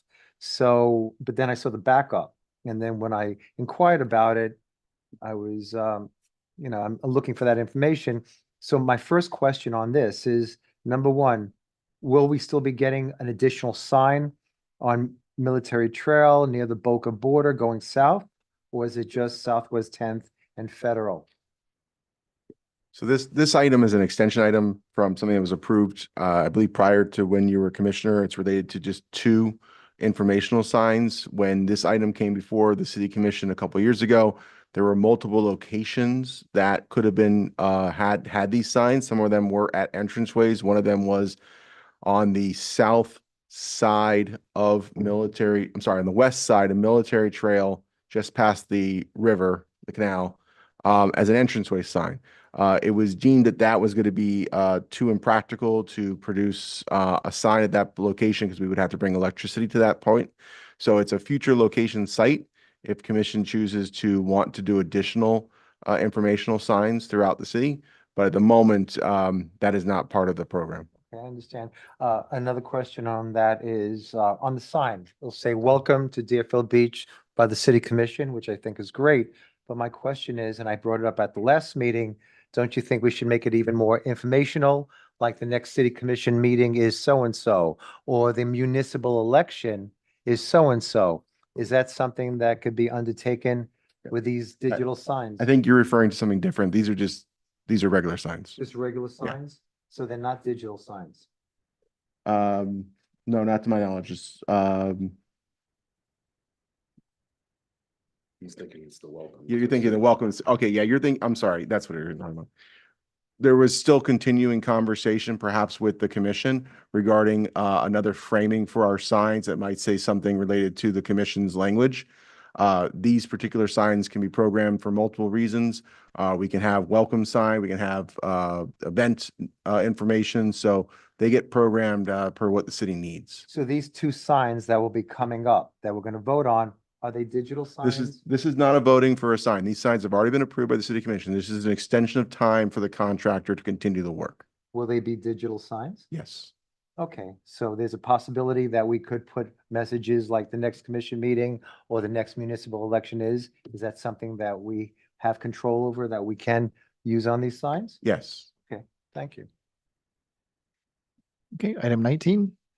Okay, 19. 19 is submission of a grant, almost $16 million for staffing of the city's fire department.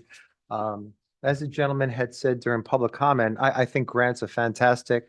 You're right, $17 million. But I just want to bring out a little bit of a reality with these grants because I've been speaking to our DC lobbyist and attorney firm.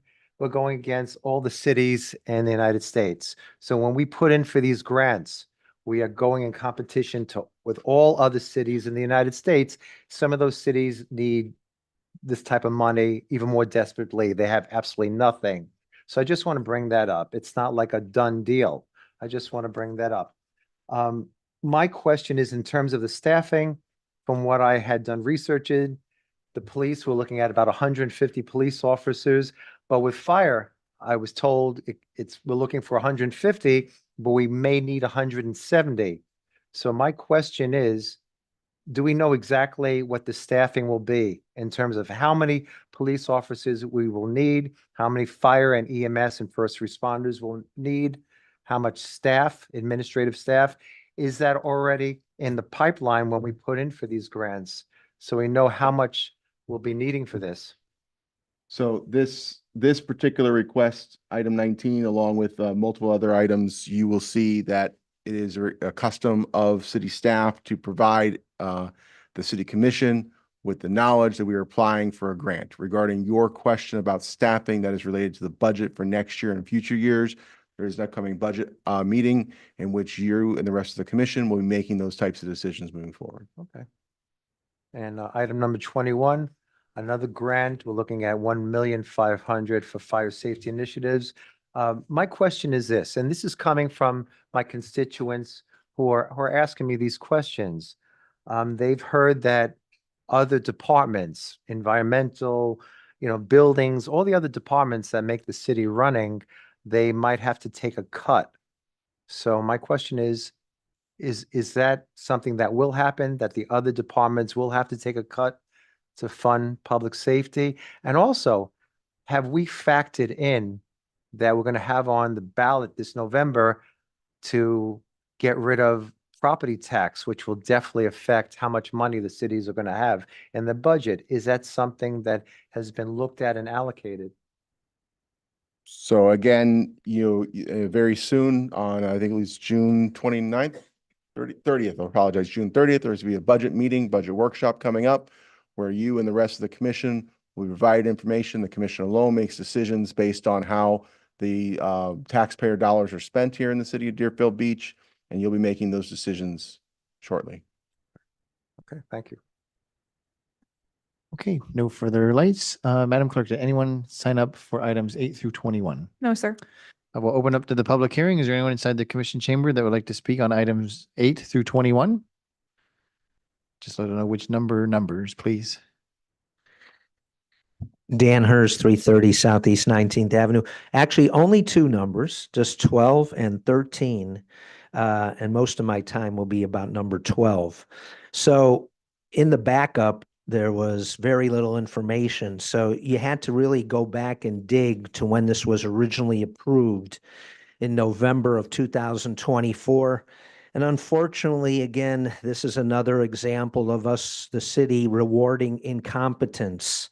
So to refresh everybody's memory, Kenco was the only bidder in November of 2024, and they bid over $175,000 for these two monuments. And in the backup to this commission's item, it really doesn't give any detail as to what the holdup is. But these aren't electronic signs, these are monument signs. And the fact that we're rewarding a company that not once, but now this is the second time they cannot complete the contract that they were given.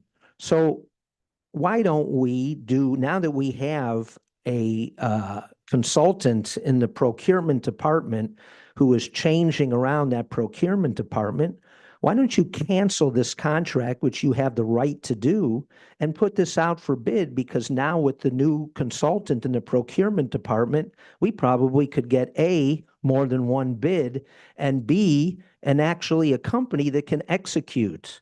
So that's my comments on 12. On 13, I'm assuming that this is the pump on Southeast 6th Avenue. So everything I'm going to say quickly on that makes that assumption. So if that's the case, this is the pump that is going to help protect all those poor homeowners on Southeast 8th Avenue.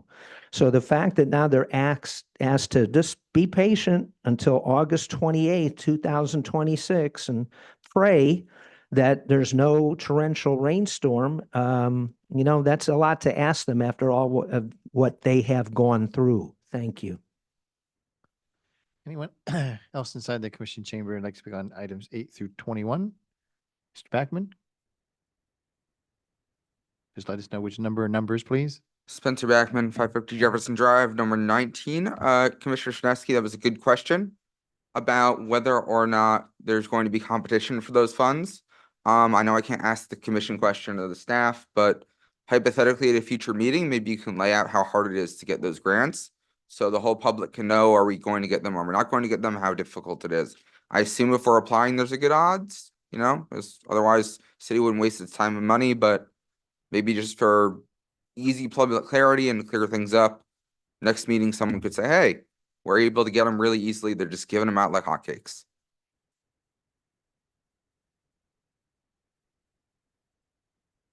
Thank you. Madam Clerk, does anyone have their hand up for items 8 through 21?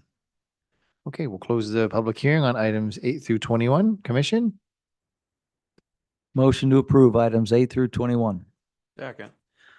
Motion to approve items 8 through 21 by Vice Mayor Hudak, seconded by Commissioner Plout.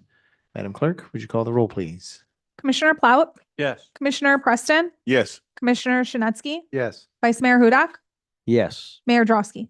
Yes. Mr. City Attorney, item number 22. Item number 22 is a resolution of the City Commission of the City of Deerfield Beach, Florida, accepting and adopting the annual comprehensive financial report for the fiscal year ending September 30th, 2025, providing for an effective date. I assume, Oleg, you're going to handle it since you're at the podium? Part of it, I will. Mr. Mayor, representative from CBIZ, CPA firm, Mr. Hermes Garzon, I hope I didn't butcher his name, is here to speak about this item. And I'll be on standby if any questions come up. Thank you and good evening, Honorable Mayor, City Commissioner, and City Manager. As mentioned before, my name is Hermes Garzon. I'm Director at CBIZ CPAs, which is the city's external auditor, and I'm here to present the annual financial comprehensive report. This is a pretty lengthy report. It's about 170 pages, so I'll try to be very respectful with your time. Excuse me. And I'll just highlight the more pertinent audit results. So I believe you should all have a copy, so I'll just be reading out the printed pages. I'll go ahead and start with page number 1, which is our independent auditor's report. I'd just like to highlight under the opinion paragraph that the paragraph first starts off by just simply stating what we've audited. So we audited the financial statements of the governmental activities and the business type activities, each major fund, and the aggregate remaining fund information. That's just a fancy way of saying your non-major funds. for the fiscal year September 30th, 2025. The second paragraph below that, that's the most important paragraph. That's the opinion paragraph, and that just simply states that, in our opinion, the accompanying financial statements referred to above present fairly in all material respects. The respective financial position of the governmental activities, business type activities, major funds, non-major funds, as of September 30th, in accordance with accounting principles generally accepted in the United States. I know that's a mouthful. That's just a clean opinion, an unmodified opinion. That's the highest regard one could obtain at the conclusion of any financial statement audit. So I always just like to add that that does not happen by happenstance. You have a lot of hardworking individuals behind the scene. The audit takes months to complete, all the way from the city manager to Oleg, your CFO, and his team. And then I always like to just highlight the management's discussion and analysis. This is from printed page 4 to 15. Again, this is a very lengthy document, but if you're going to review any section of this financial report, I would definitely recommend reviewing page 4 to 15. Several reasons for that. This essentially highlights the quantitative fluctuations from fiscal year 2025 from 2024. But more importantly, it provides you the qualitative reason. So why is something going down? Why is revenue going up? Why expenses going down, or vice versa? So it's very, very helpful, gives you a good snapshot of the year.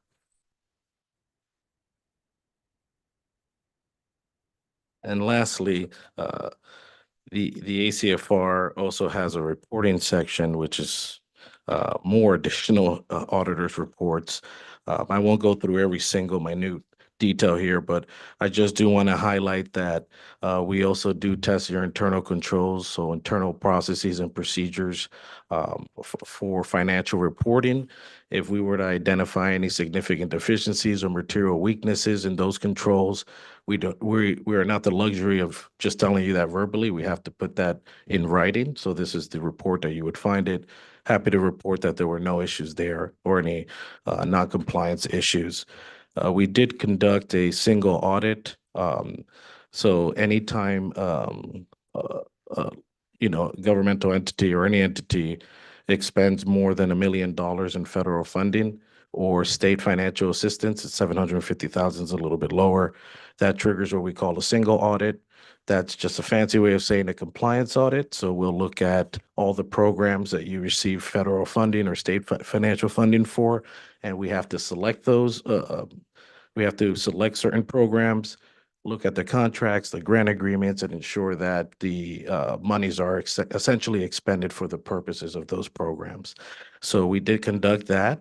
I think the city expended $3.7 million in federal funding this year.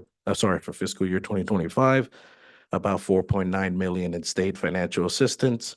We tested in the federal side, the ARPA funds, which is coronavirus funding, no issues there. And on the state side, we tested the SHIP program and the statewide water and quality restoration projects. So again, no issues in either of those programs. Very clean year.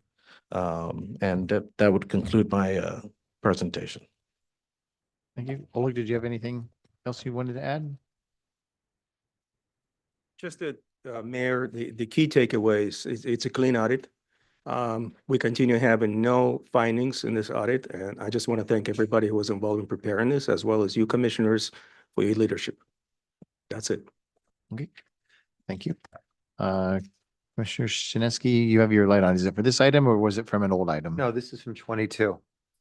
Okay, go ahead. Sure. In looking over the annual comprehensive financial report, or CIFR, that's what I call it, I looked it over. One thing stood out to me that I just want to have addressed or clarified.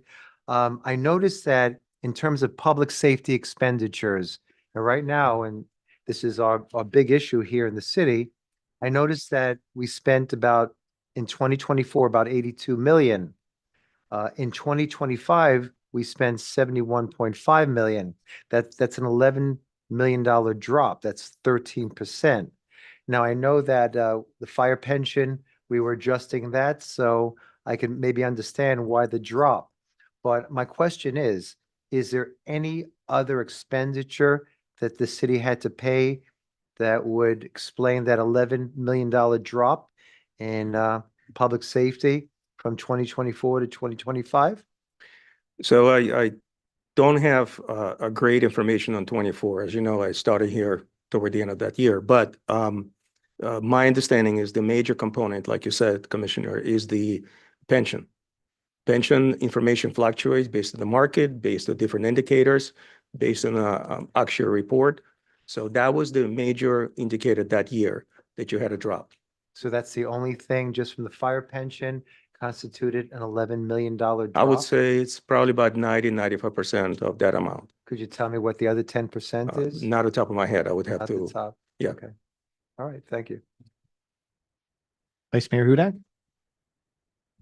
Thank you very much. Really, really impressed. When I was first elected, every year when we had this audit, there were comments. There were opportunities for improvement. There were challenges.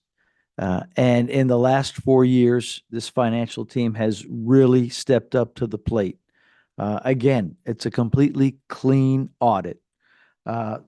The audit found 0 findings, which is absolutely tremendous. The city's bond rating is still AA+.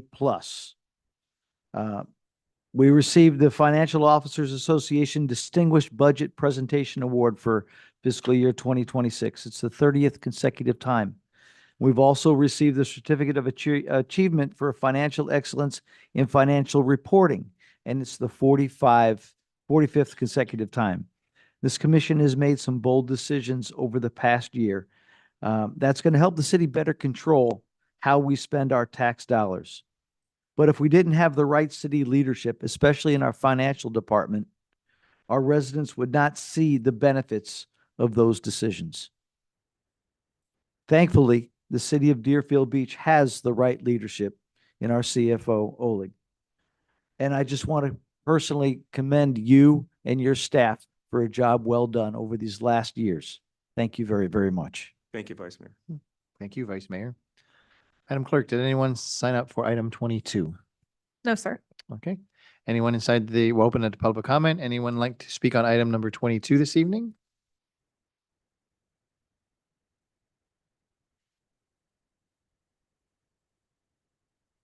Dan Hurst, 330 Southeast 19th Avenue.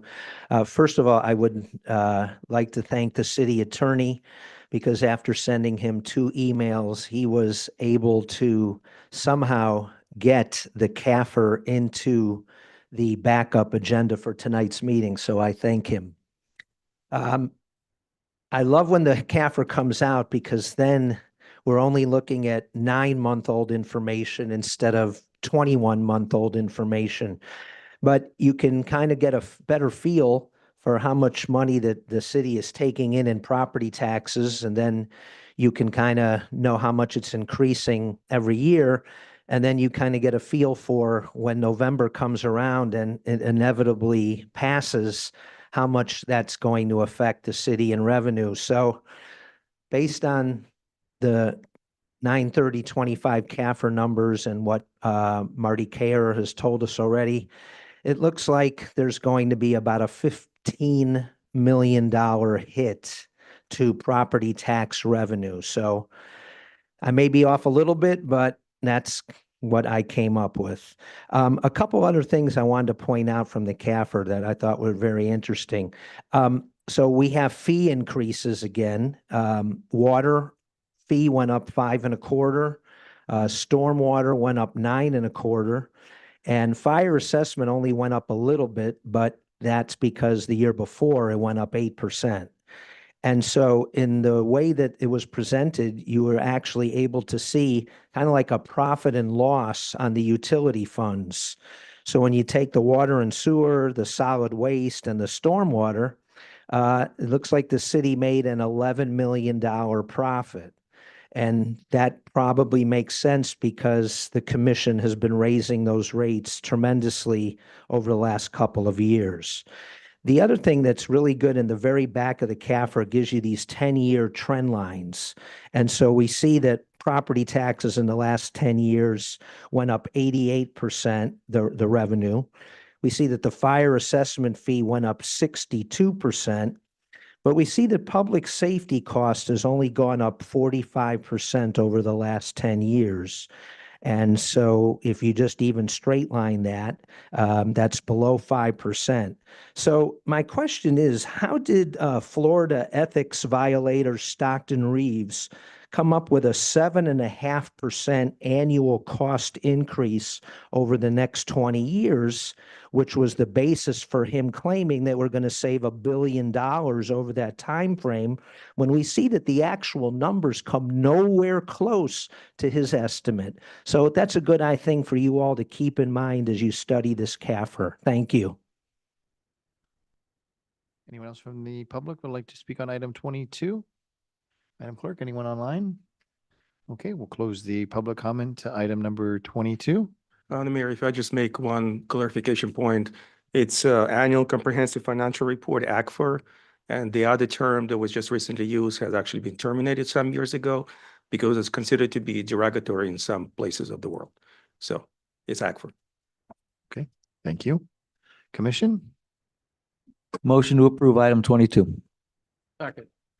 Motion to approve item 22 by Vice Mayor Hudak, second by Commissioner Plout. Madam Clerk, would you call the roll, please? Commissioner Plout, Yes. Commissioner Preston, Yes. Commissioner Shinesky, Yes. Vice Mayor Hudak, Yes. Mayor Drosky. Yes. Mr. City Attorney, item number 23. Item number 23 is an ordinance of the City Commission of the City of Deerfield Beach, Florida, adopting an amendment to the city budget for the fiscal year ending September 30th, 2026, approving supplemental appropriations and budget transfers to and within various city funds as set forth in the attached Exhibit A, providing for conflicts, severability, and an effective date. This is first reading. Okay. Look, I presume you're up again. Yes, sir.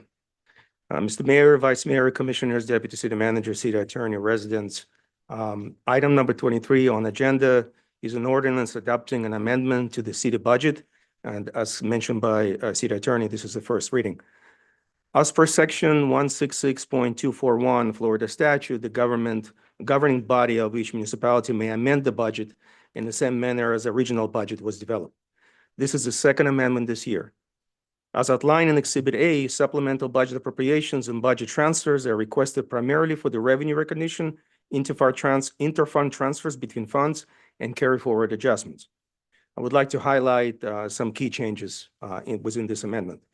Number one, you're going to see on Exhibit A, you're going to see increase for other financing sources revenue by almost $2 million.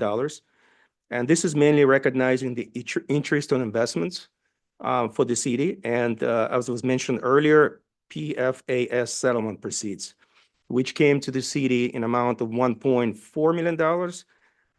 The settlement itself was higher than that, but we also, not the city indirectly, but we also had legal fees that was charged to the city as part of the settlement.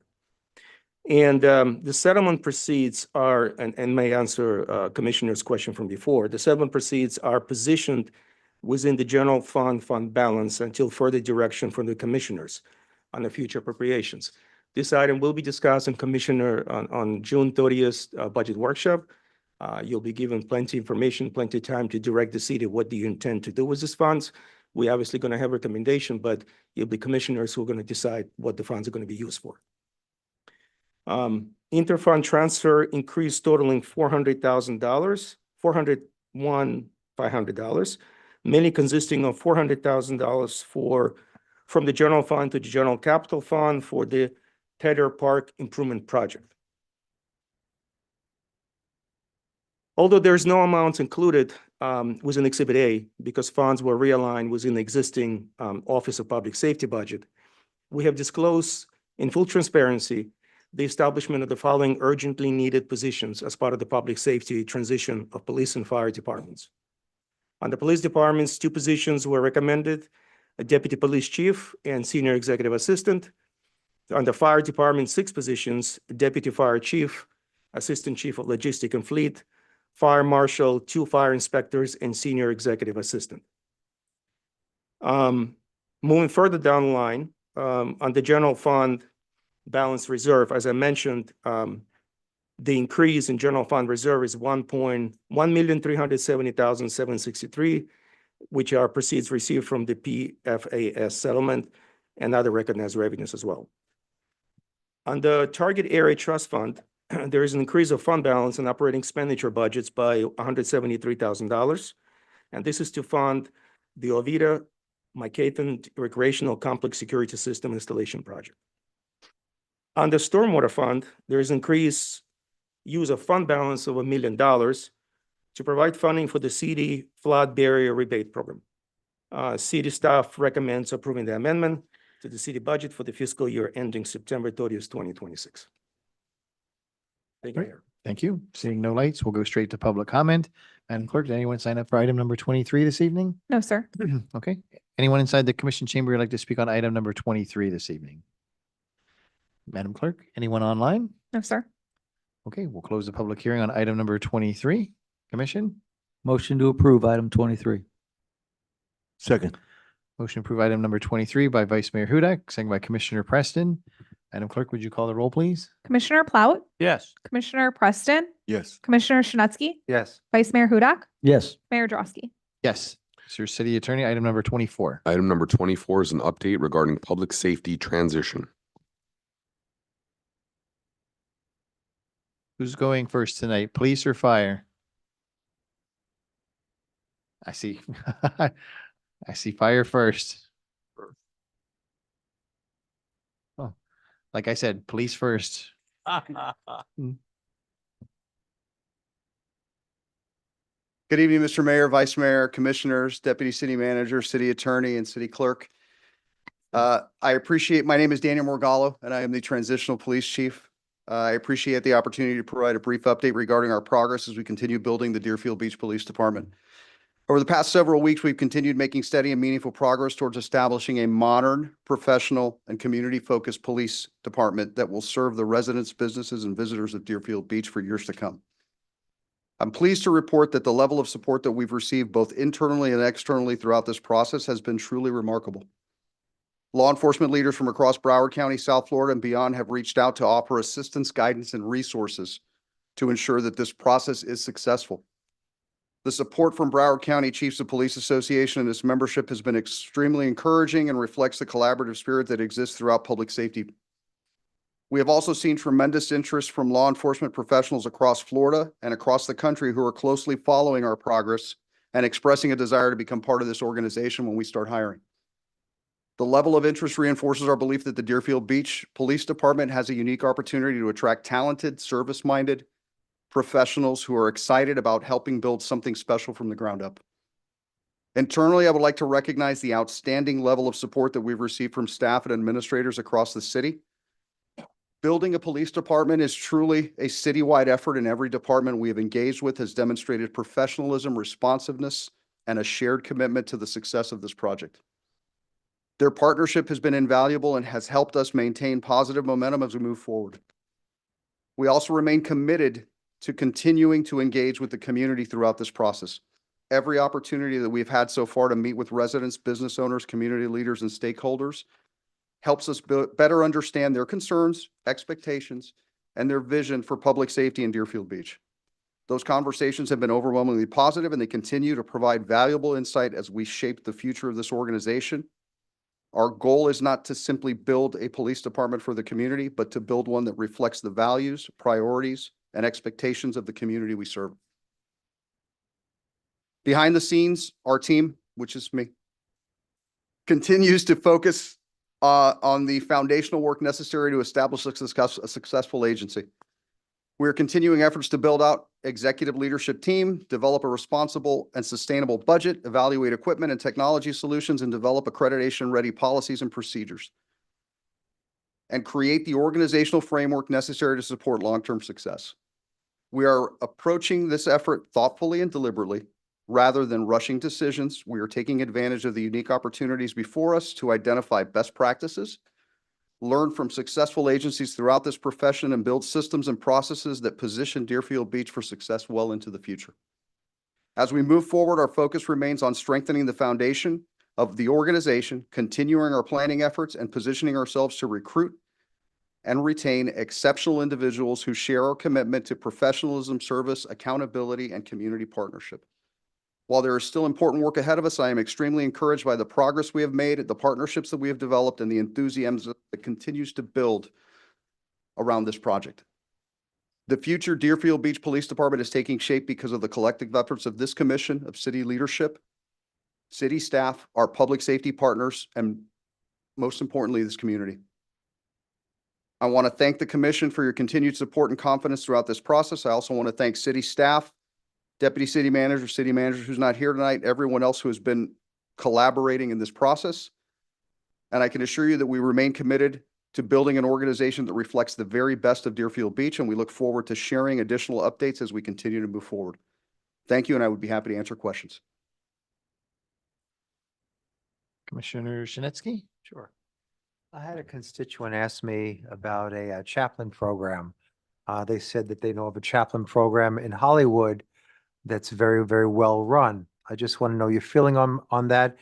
Would you like to have a chaplain program or chaplain in your new police department, Deerfield Beach Police Department? Could you address that? Thank you, Commissioner, for your question. I would like to have multiple chaplains for multiple different denominations to be part of the organization once we're operational, because they can offer support to different individuals of different religious backgrounds from throughout the organization, and they support in general.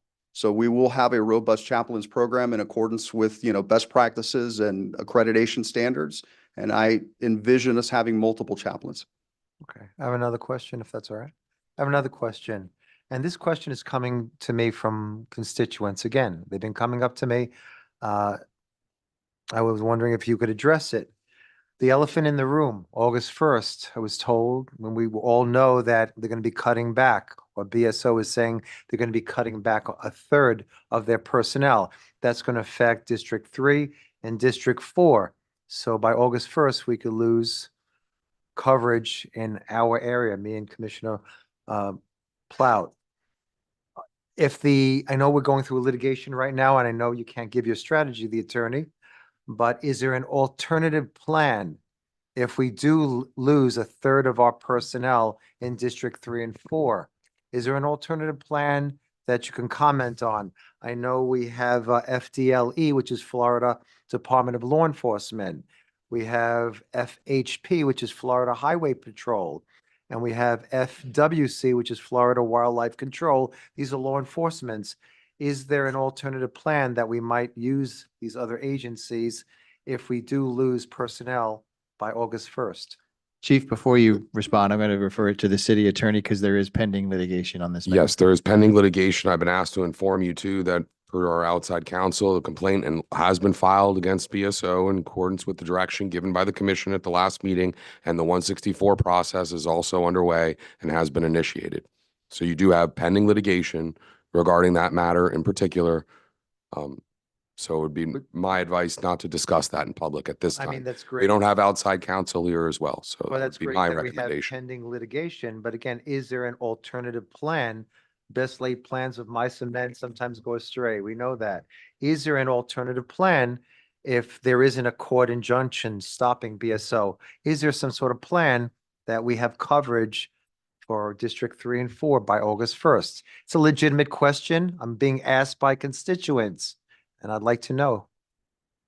Again, there's pending litigation. I mean, if you want to answer it yes or no, we can, but it's not appropriate. I'm an attorney in a day job. You don't discuss pending litigation. I mean, you see that on TV all the time. Everyone says no comment, pending litigation. So I don't want to go down that road tonight. It's my recommendation to not discuss that in public. Even an We can alternative discuss plan. that with you, I'm sure, in private. When you have outside counsel here, he could provide you with counsel as well. When will we have an answer to that if we will have an alternative plan? I mean, that's a legitimate question, and I've been asked that by constituents. It's nothing to laugh about. I mean, this is public safety. So when will we know if there is an alternative plan? Is that something that can be addressed? We don't have, the clock is ticking by August 1st is right around the corner. Is that something that we would know? Is there a time period on that? Again, Mr. City Attorney, this is pending litigation. if there's any questions that any of us have, I think those would be better offline with you. Commissioner Preston? Thank you, Mayor. I think the commissioner's question or his concern is appropriate. However, Commissioner, I will tell you that actually Chief Magallo is not in a position to answer it because he's not in a position to say we will do this because he won't have full command. So that would be a question or comment that would be more appropriately referred to our city manager to say how might you get that coverage, and that coverage is concerning. People are asking me the question, but I think the comments and the concern ought to be directed to the most appropriate people that can provide the answers that might be beneficial and something that you can relate to your constituents. I know that, the chief is in a position, he's not in a position, he doesn't have that type of authority to say the plan would be plan A, plan B, or whatever. So. I understand. I did have to bring it up, though. Thank you. Thank you, sir. Thank you. Chief Botting, you're next. Good evening, Mayor, Vice Mayor, Commissioners, Deputy City Manager, City Attorney, and members of our community. Chantal Botting, Transitional Fire Chief for the record. As the department continues its development efforts, remain focused on establishing a strong foundation for future operations and service delivery. Current activities include the continued pursuit and monitoring of grant opportunities that support future equipment, training, operational needs, and departmental resources, with a focus on maximizing external funding opportunities whenever possible. I have also been maintaining communication and building relationships with neighboring agencies and regional public safety partners to support future partnerships and information sharing. In addition, preliminary assessments of existing fire station facilities are underway to identify current conditions, future needs, and long-term planning considerations. Community engagement remains a priority as I continue meeting with various community stakeholders to introduce myself, establish relationships, and better understand the community needs. I continue to participate in outreach efforts and special events throughout the community. And internally, I continue meeting with department directors to align priorities, discuss organizational initiatives, and ensure fire rescue considerations are incorporated into ongoing planning efforts. As we continue building the city's fire rescue department, my focus remains on creating a community-centered organization founded on trust, collaboration, and service.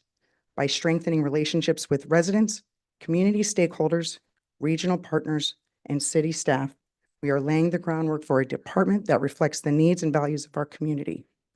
I look forward to continuing these efforts in the months ahead. Thank you, and I'm happy to answer any questions. Funny you should ask. Commissioner Preston has his light on. But Chief, I don't have a question. I do have my old fire gear and I'm ready to go.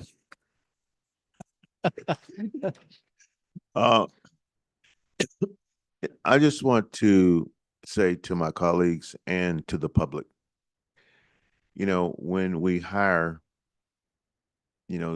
people, especially in a very, very challenging situation as this, bringing on a fire chief and a police chief, it's an appropriate question to say, how do we know that they really will embrace this community and do they really care? That's fair. It's a fair question.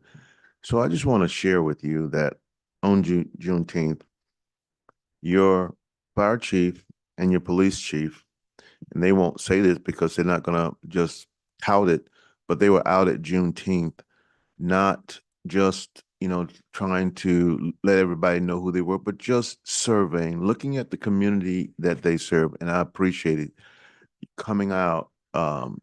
Chief Magallo, Chief Botting coming out, just looking at the layout. What is the city they're about to serve? They could have taken the day off. They could have been around for 4 or 5 minutes, but they took the time to go out and to embrace our city, check it out, see what's going on. and looking at ways that they might be able to serve the community. You can't ask them to do that. That's something that came from them. And so that kind of addresses a concern that a lot of people may have. How might your fire chief or your police chief really care about the community? And that is how you might judge that. They were there as an event was unfolding to just check it out and just to survey it and look at things from a completely different perspective. This is the city that you could say that they're about to serve. When they do things like that, they're already serving.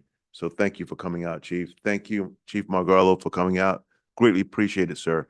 And Chief, like I said, I still got my gear. I'm ready to go. You knew it was coming. Commissioner Shinetsky. Sure. Okay. In terms of the fire stations, Fire Station 66, which is right by Century Village, Fire Station 4, Fire Station 51, 102. I don't know the number of the fire station that's on Hillsborough and Federal Highway. 4, I'm sorry. And all right. So we also have a trailer. I mean, these fire stations very old, antiquated. They're not up to ADA standards. Some of them have safety challenges, I was told. I mean, are we going to be addressing this, the fire stations? I mean, are we going to get new fire stations? Is there any type of plan? Because we're going to be using these fire stations as recruitment. I went into Fire Station 66 and I could live anywhere, believe me. I just, plop down, I could live there, but I went to 66. It's small, it's dark, it's you could tell it's very old. It's not very pleasing. So are we looking at fire stations? What are we going to do we can't really rehab them. They cannot be rehabbed. I know in the past, citizens have said, well, you could rehab it like in upstate New York. Well, these fire stations, and I've spoken to the fire chiefs, they cannot be rehabbed. They're old, they're falling apart. They have safety hazards. So how are we addressing the fire stations? I think that's very, very important. Commissioner, again, that's not really a question the traditional fire chief can answer, but that again will be brought up in our budget workshop on June 30th in upcoming meetings for the commission to make decisions on how to spend the best Okay, taxpayers' so dollars. the fire chief can address that. Okay. My other question is, I heard that you're going to be getting senior staff. That's a legitimate question. Could you expound on that? What will the senior staff be? What are their job titles? What will they be doing? How many senior staff will you be getting? Is that something that you could talk about and let the public know? Those are going to be posted and we'd be happy to give you copies of those When will they be posted? Matt, within the upcoming weeks in the upcoming weeks. after you approve their budget. Okay, thank you. Vice Mayor Hudak.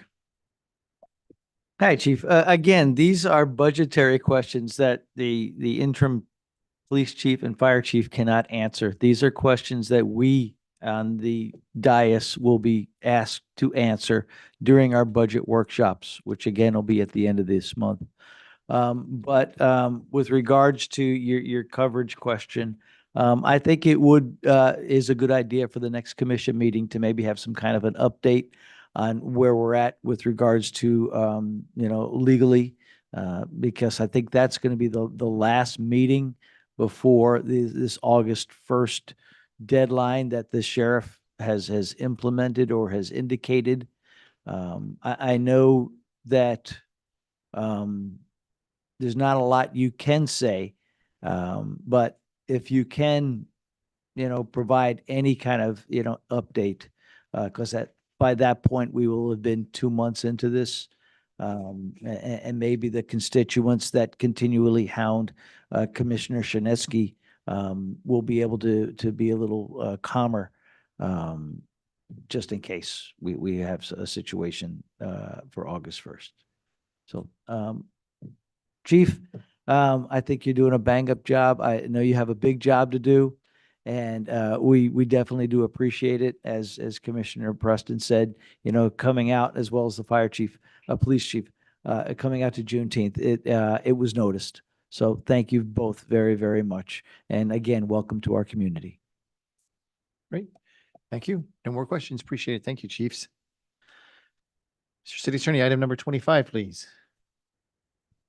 Item number 25 is a resolution of the City Commission of the City of Deerfield Beach, Florida, approving the issuance of a purchase order to SAG Coco LLC, doing business as Coco Ford, for the purchase of 144 vehicles for the city's police and fire departments, utilizing the terms of Florida Sheriff's Association Cooperative Purchasing Program Contract Number FSA 25-VEL 33.0 in an amount not to exceed $8,279,400.01, inclusive of costs for wrap graphics for 108 vehicles.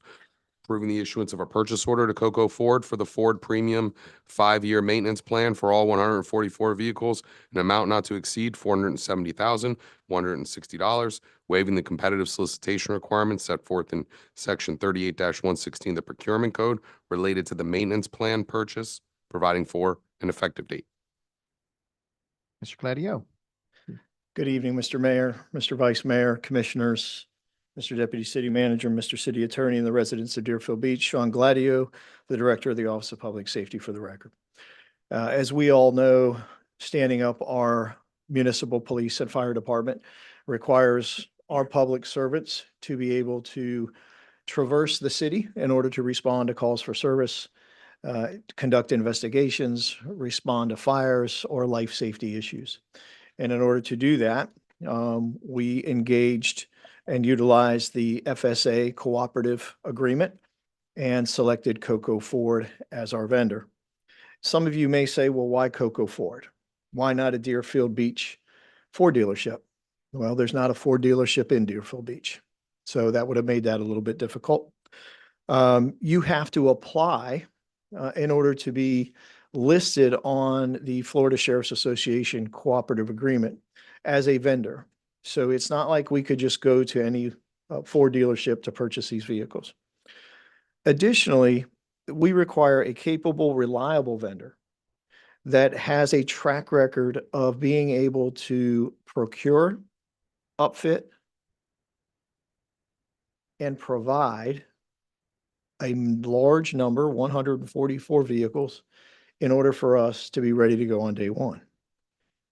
Coco Ford and its affiliation with the Sutton Automotive Group has 30+ years of municipal experience doing just this. Their largest vendor is the entire city of Chicago with thousands of vehicles. Coco Ford has committed to managing the full procurement cycle, including the acquisition, the specifications, the production tracking, the coordinated upfitting, and the delivery of all 144 vehicles. The dealership and its network have a proven track record with these large governmental agencies and possesses the operational capacity and technical expertise needed for this complex municipal fleet.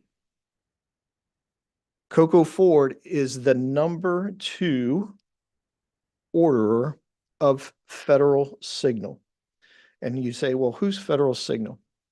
Federal Signal is the lights.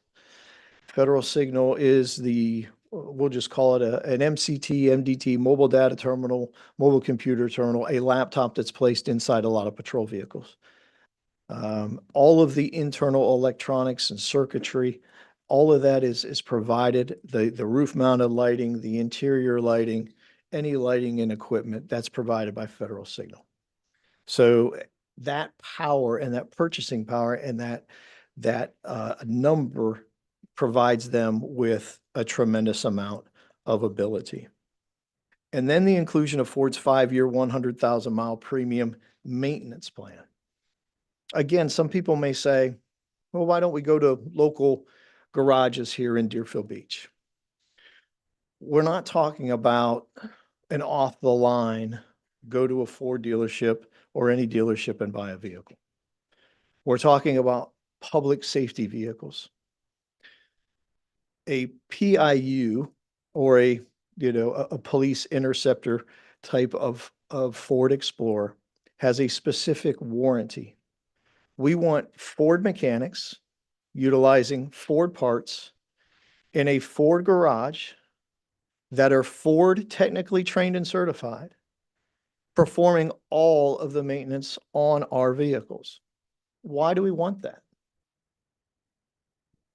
Because we don't want any warranty issues if and when anything would occur with our vehicles. This ensures that. The records are in the Ford database. All of the Ford technicalities have been accounted for. There will be no issues according to the warranty specifications from Ford. Additionally, our officers or fire personnel can utilize any Ford dealership anywhere in the United States if they need warranty, oil changes, or any other type of service. So if they're taking home a vehicle and they live in another municipality, say Margate, they can go to Margate Ford. They don't have to go to a specific, and I'm not going to name any vendor, but just oil change location or tire change store. So it gives them tremendous flexibility in addition to the warranty protections, the certified trained mechanics utilizing Ford certified parts. Additionally, I just want you to be aware that we made a conscious effort to select hybrid-based vehicles. And why did we do that? Well, I think anybody in the commission chambers or listening online that's purchased gas recently, even though it's come down about 90 cents a gallon, it's challenging. And our police units and our fire units could be running nonstop, all day long, all shift long.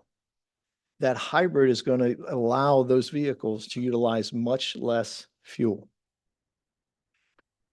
So we're being good stewards as best as we could, and ensuring that we got the greatest value for our dollar with the best vendor that we could, utilizing the best cooperative purchasing agreement that we could. And I'll entertain any questions you may have. Thank you, Mr. Gladio. Commissioner Preston? Thank you, Mayor. Just your mention of the hybrid vehicles. On the surface, I do think that that's a great idea.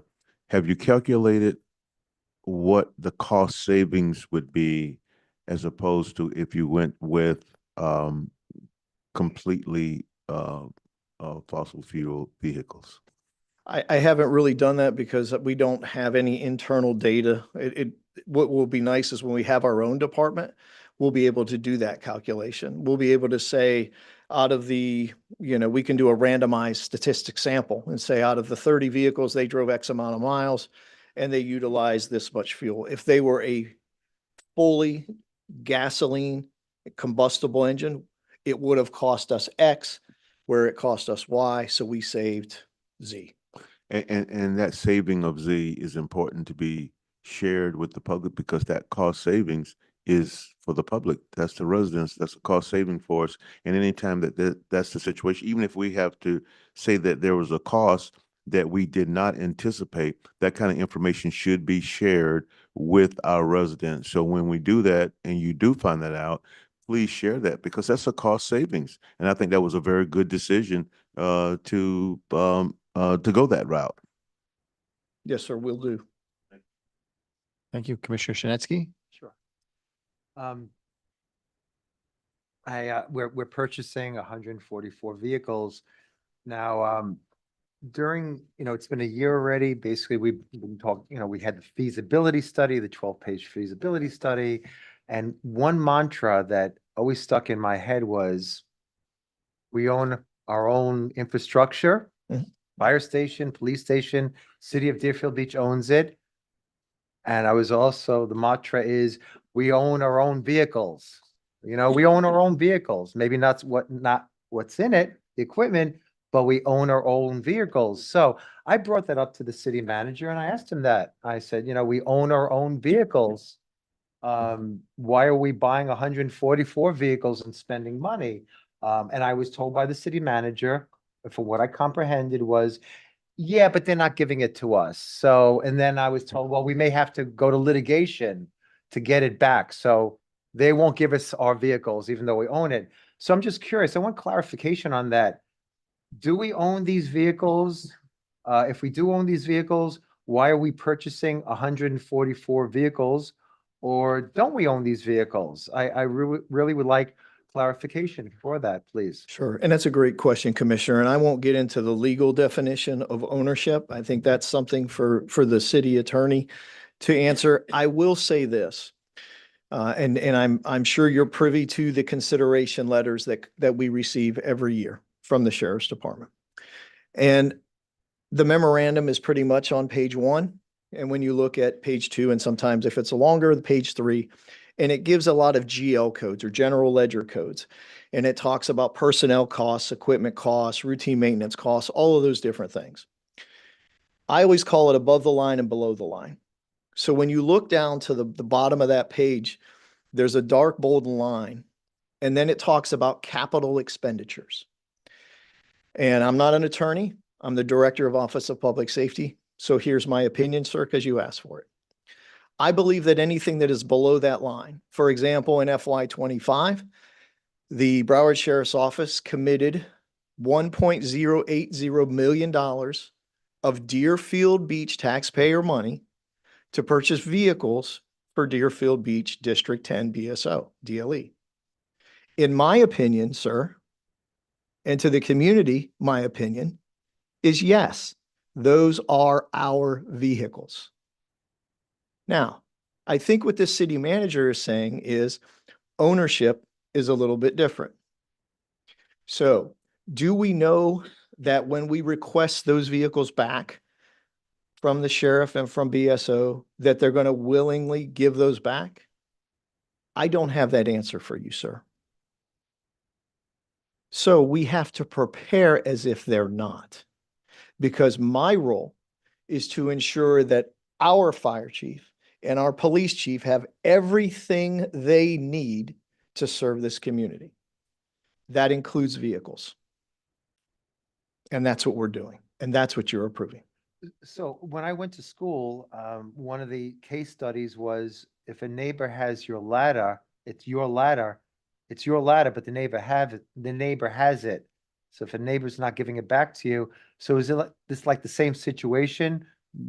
Would we have a case if we did go to litigation and say, hey, we paid for those police cars, we should have it back? So is that something that we will move forward with, to have litigation? And that's a great question.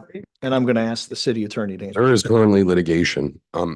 If there's going to be a lot of questions like this in the future, maybe what I should do after hearing them is really call for an executive session so you could get all those answers, without jeopardizing the litigation. Right, I mean, I was just curious. I'm happy about to do this. that. The other If you'd question like is- all the those, question I yeah. have while you're up there. Sure. We're gonna be getting the cars, Mhm. but how about the equipment in the cars and the fire engines, the actual equipment? There's a lot of money spent on equipment with cars, Mhm. those police cars and fire engines, very expensive specialized equipment. What is the cost of that? Will that be factored in? Will that be budgeted? Mhm. Could you give us any information on that? Well, I know we're going to have the budgeting meetings forthcoming, but all of the upfitting, everything that is needed to go inside the vehicles, outside of the laptop, right? Because those, again, are a dealership or an upfitting or a lighting company or that type of vendor is not going to provide those to us. This unit that we are buying, each of these 144 units will have everything they need to be able to be functional on day one of their service to this community. Thank you. You're welcome. Commissioner Plow? Thank you, Mayor. I want to personally say that I think that you're doing a fantastic job. I read through this material not once but twice, hundreds and hundreds of pages. There's going to be some people that are going to come forward that are going to criticize waiving a competitive solicitation, okay? This is an extremely specialized procurement process, okay? And what I learned about procurement since I've been a commissioner is that we're the first commission that went through a procurement situation with our permit department. And I have a real appreciation and an education on what they go through to navigate through vendors and find the best price and the best folks and everything. It is a comfort that there is an organization of the Florida Sheriff's Cooperation Purchasing Program. And if anyone would like to read through that, they have agreements with dozens and dozens of what am I trying to say? Dozens and dozens of car lots. Okay, what dealerships? I'm sorry, excuse me. And so and each dealership, you know, they have different cars: Ford, Chevys, every all kinds of different brands of cars and everything.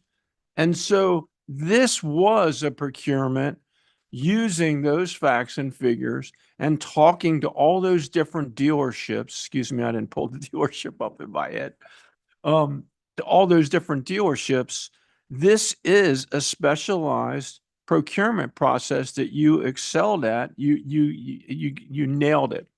I know people that have spent their careers in dealerships and here in Deerfield Beach, and I discussed the vehicles, what type they were, write down that this person knew the model numbers, what type of engine was in there, and everything else. He ran dealerships, he sold cars, and he told me this looks like a terrific plan, especially the 5-year warranty. You know, you see warranties with breakdowns and things like that, but this is, I believe the word was premium warranty. And in that it even covers brake pads, brake discs, oil changes, everything that could happen on a car is covered, not just your basic drivetrain and the engine blowing up or the transmission blowing up, but all the maintenance that a car has to go through to stay in tip-top shape is in this warranty. And by the time 5 years goes by, guess what? We'll be buying another car, because we're not going to start, fixing them and keeping them up. I'm probably the only person in Deerfield Beach who keeps a car for 10 or 15 years. Okay. And I get a lot of flack from it, It needs a paint job right now. Sorry about that, but it gets me down to City Hall every day. So I'm very proud of the job that you did. I feel good about the cars that we're getting, the protection that we have with the warranties. And what a great point is, since we can go to any Ford dealership, and I read that in the material as well, but I didn't think of it in terms of if an officer takes a car home, he might want to drop it by his house, not leave it here at the city, find a different way to get home that night because it has to go over here to Deerfield Beach Ford dealership.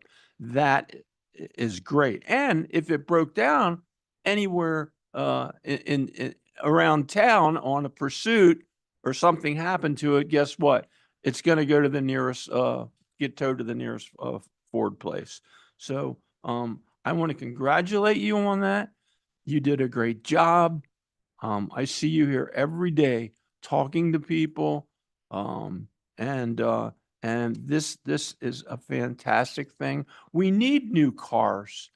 I don't want a BSO car with 60 or 70,000 miles on it that, like my neighbor down the street, has a BSO car in their driveway and it says Cooper City, and we're here in Deerfield Beach. So that shows me that if I went to Cooper City, I bet you there's some Deerfield Beach cars there.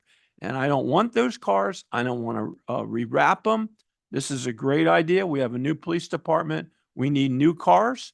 And we have people that are working so hard to get the grants through the COPS program from the federal government and certain folks in government in the state looking at body cams and things like that.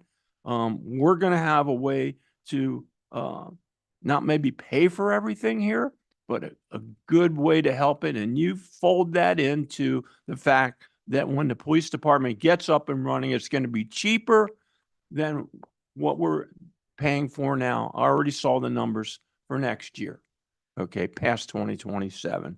And everybody's experienced a big increase. So I want to thank you for that. And that's all my comments, Mayor. Well, Mr. Mayor, if I may, Commissioner, thank you for those kind words, but I cannot accept all of that on my own. I mean, I can't tell you how many phone calls Chief Morgallo and I had reference what exactly he wanted in his police department. I can't tell you how many times Chief Botting and I were on the phone and then Oleg and his staff and procurement and Ms. Reese back here with city legal. I mean, this really took us several weeks to get this across the finish line. And like both of our transitional chiefs have said, it was a true collaborative effort, but I thank you for your kind words. Well, thank you for saying that, because it is a team effort, and thank you. Okay, I don't see any further lights. Madam Clerk, will open the public hearing on item number 25. Did anyone sign up for number 25? No, sir. Okay, anyone in the chamber would like to speak on item number 25 this evening?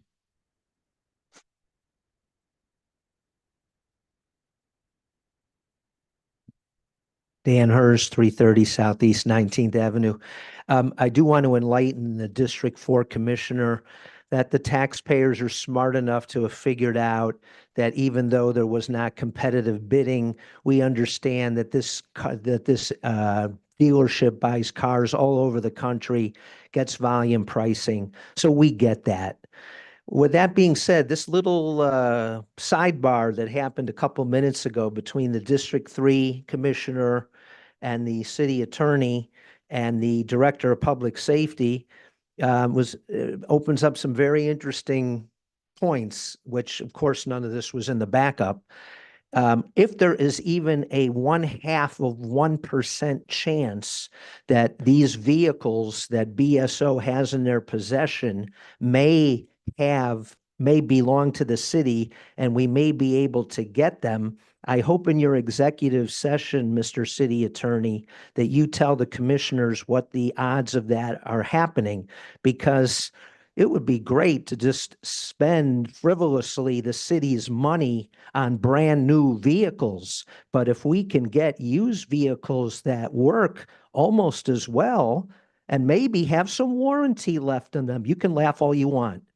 All I can tell you is it should be looked to, because it's not your money, it's the taxpayers' money. With that being said, I really do have, I hope the mayor can tell me who I can go to get these questions answered, these couple of them, because we're spending almost $9 million here.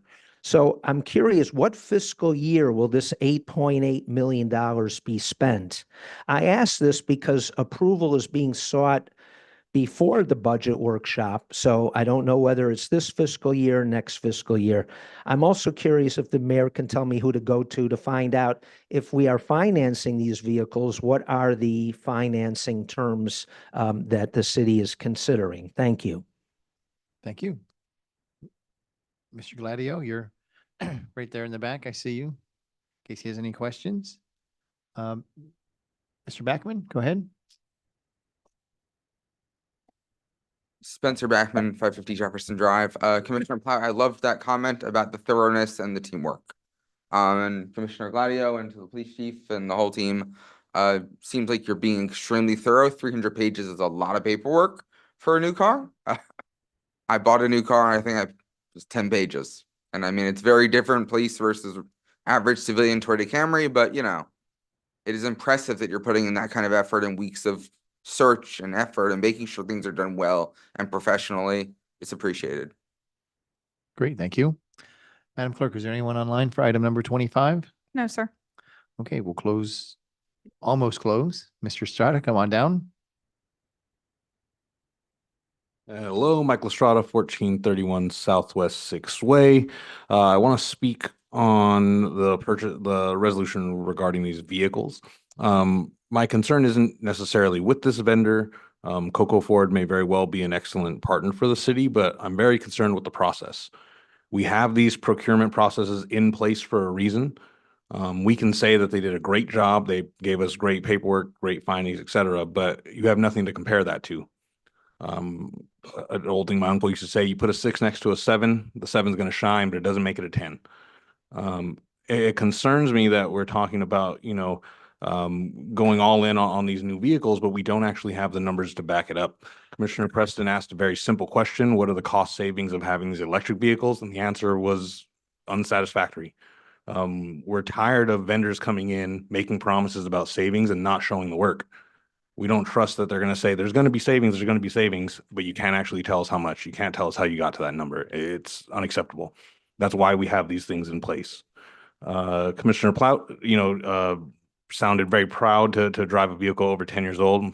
My wife and I still have a 2008 Toyota Yaris, 260,000 miles, working just fine. And yet, at the same time, you said if there's a vehicle with 60,000 miles, I don't want to just put a wrap on it and call it a day. Doesn't make sense to me. If there's a vehicle with 60,000 miles that works just as fine, why would we spend the money on a new vehicle? Personally, I'd never buy a brand new vehicle. We know that it loses value as soon as it drives off the lot. So this feels like a moment where we're not doing our due diligence.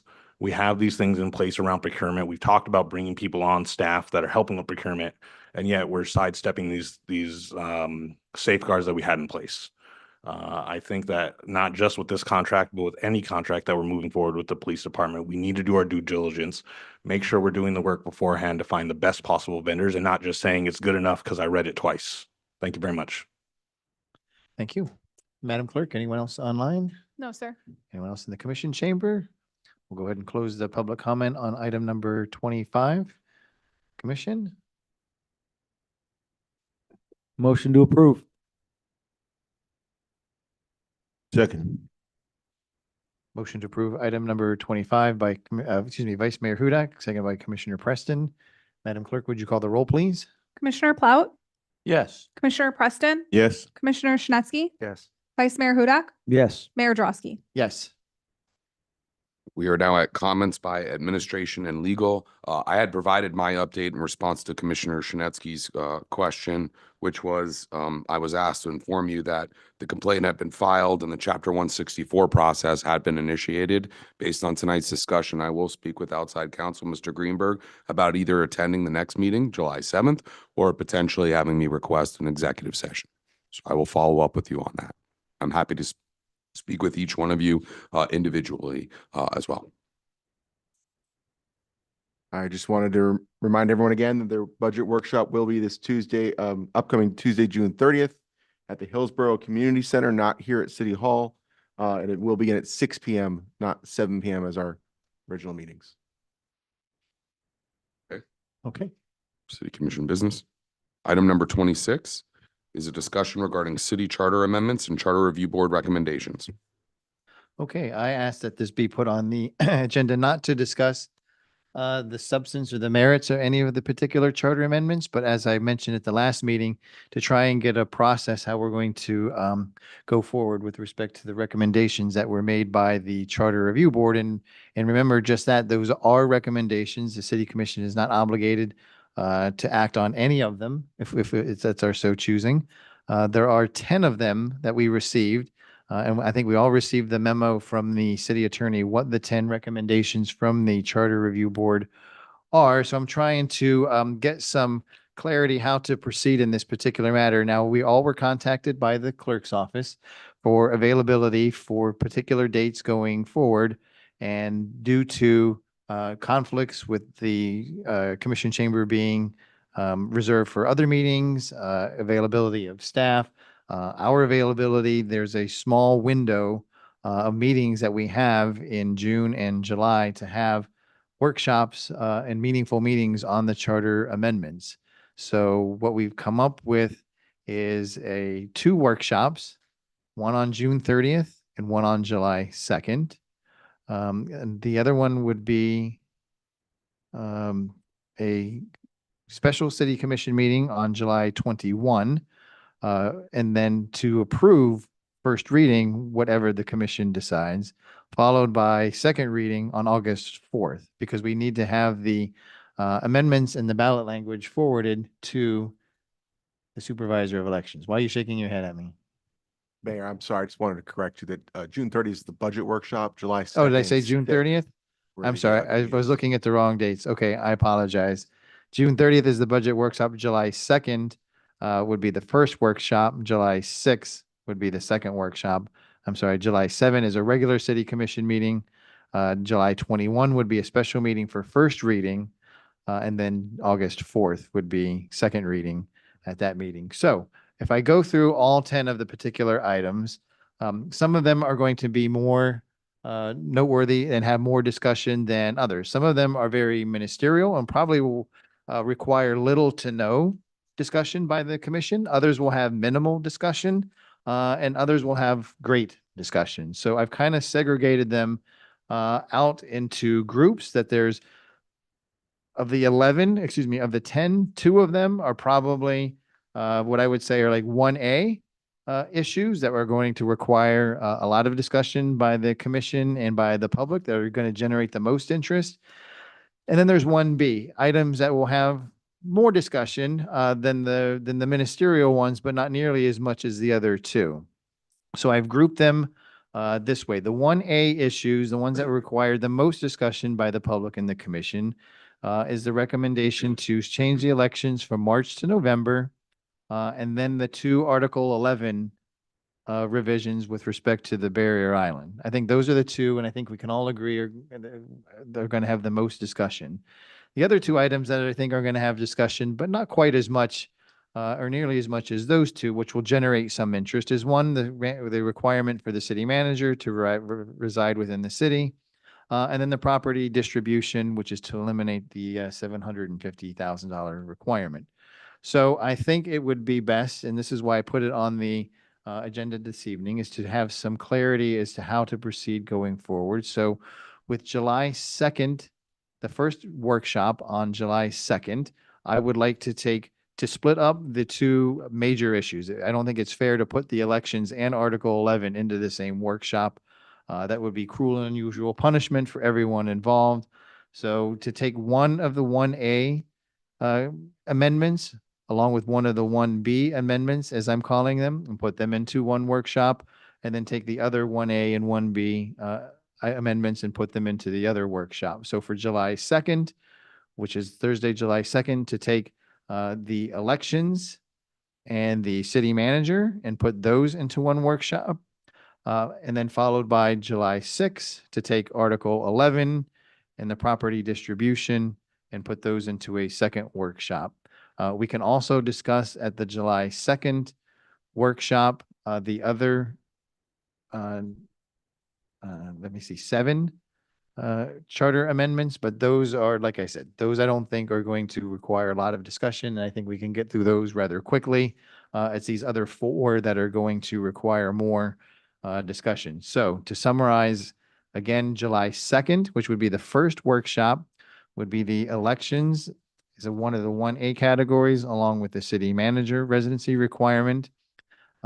July 6th, which would be the second workshop, which is to take Article 11 and the property distribution and put those into that workshop, followed by a special meeting on July 21, which we will have first reading of all of the recommendations made by the commission. So at the workshops, we won't be voting, but we will be giving clear recommendations to the city attorney and to staff how to, what the preference of the commission is with respect to the proposed ballot language that we're looking for, that we would vote on first reading in July 21, and then followed by second reading on August 4.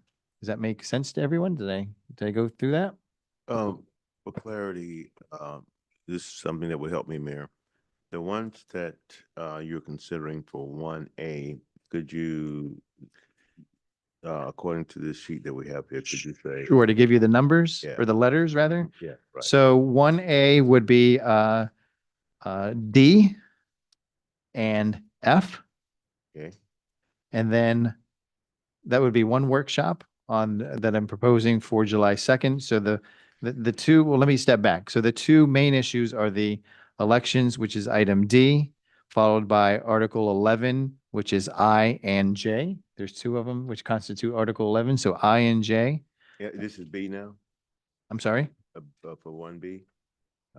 No, those were the 1A. So the 1A are the elections. So there's 2, D, Okay. and then a combination of I and J. Those would constitute the major ones, followed by the not so major ones, I'm calling them the 1B, which is the city manager, which is F. Okay. And then the property distribution, which is G. Okay. So the first workshop would be D and F. The second workshop would be G, I, and J.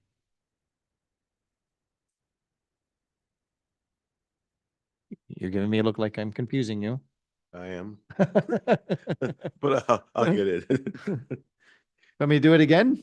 Okay, yeah, do it again, please. Okay, so the two major amendments that I think are going to require the most discussion by the public and the commission are D, which is changing the elections from March to November, Okay. followed by I and J, which are both related to Article 11. Okay. So splitting those up, What day are we gonna discuss those? splitting those up, I would do the elections for July 2nd, which is D for July 2nd, I and J for July 6th. Then taking one of the 1B issues, the city manager residency requirement, which is F. That would go into the workshop for July 2nd. And then followed by July 6th, the property distribution for item G. Then all of the other ones, A, B, C, E, and H can be discussed on July 2nd, because I don't think those require, I'm not saying they're not going to have any discussion, but I think those are going to require minimal discussion, and we can get through those relatively quickly. Then we will make recommendations on July 2nd and July 6th to the city attorney to propose ballot language. On July 21st would be the first reading and the first vote on the recommendations made by the city commission, followed by August 4th, which would be the second and final reading of those, so they can be transmitted to the supervisor elections in time for the November ballot.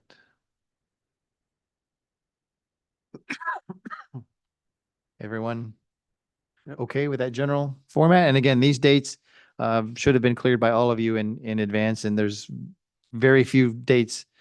I don't think there were any other dates that were available actually to accommodate this schedule. So this is what we have due to various conflicts along the way. So if everyone is okay with that, I don't see any lights. I don't see anyone jumping out of their seat. We'll go to comments by mayor and city commission. So District 2. Thank you, Commissioner Mayor. Preston, yes. Thank you. Thank you, colleagues. And I would just like to thank everyone for coming out for Juneteenth. As you can see, the comments, people have really enjoyed themselves. But there was a comment made about getting the attendance up. And there was a lot of logistics this time that prohibited that from happening. The date change, in my opinion, was not a good thing. And there are some things that the city is going to have to consider with the information that we have been given to make this a signature event. With that being said, there were, a pretty good turnout, and people are really wanting this event to grow. And that means that we're going to have to really look into this to just make a commitment. But I would like to thank my colleagues for coming out and for participating. I'd like to thank city staff for the things that they did related to this. I would like to particularly thank the African American Heritage Board for their input and for getting this event across to the public. But there's a lot of work to be done in order that we can get this to be a signature event. And that's where it needs to go. That's where it needs to go. It needs to be a signature event in the city of Deerfield Beach. And then, we're going to be able to see it grow like it needs to grow. And, With that, that's it for me, Mayor. Great, thank you. District 3, Commissioner Shinetsky. Sure. District 3 is in excellent shape as we move into the summer. First thing on June 20th, Saturday, June 20th, this Saturday, Crystal Lake Golf Villa Phase 1 and Phase 2, that's 500 homes, will be having a Crystal Lake Community Day. Now, they just renovated totally their clubhouse. They put in new lighting, new equipment, new landscape, new stage, painting. They've done a fantastic job. So there are about 500 homes in Crystal Lake Phase 1 and Phase 2. They're going to be having a community day. And I was able to invite the Miami Lighthouse, which provides free eye care and free glasses to children. They're going to be there. They're going to be setting up a table.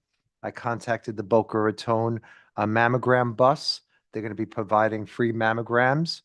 And I also, from Deerfield Beach, contacted Deerfield Beach Community Cares. So they're going to be setting up, food, food programs for residents in Crystal Lake. So I'm very proud about that. That's this Saturday, June 20th.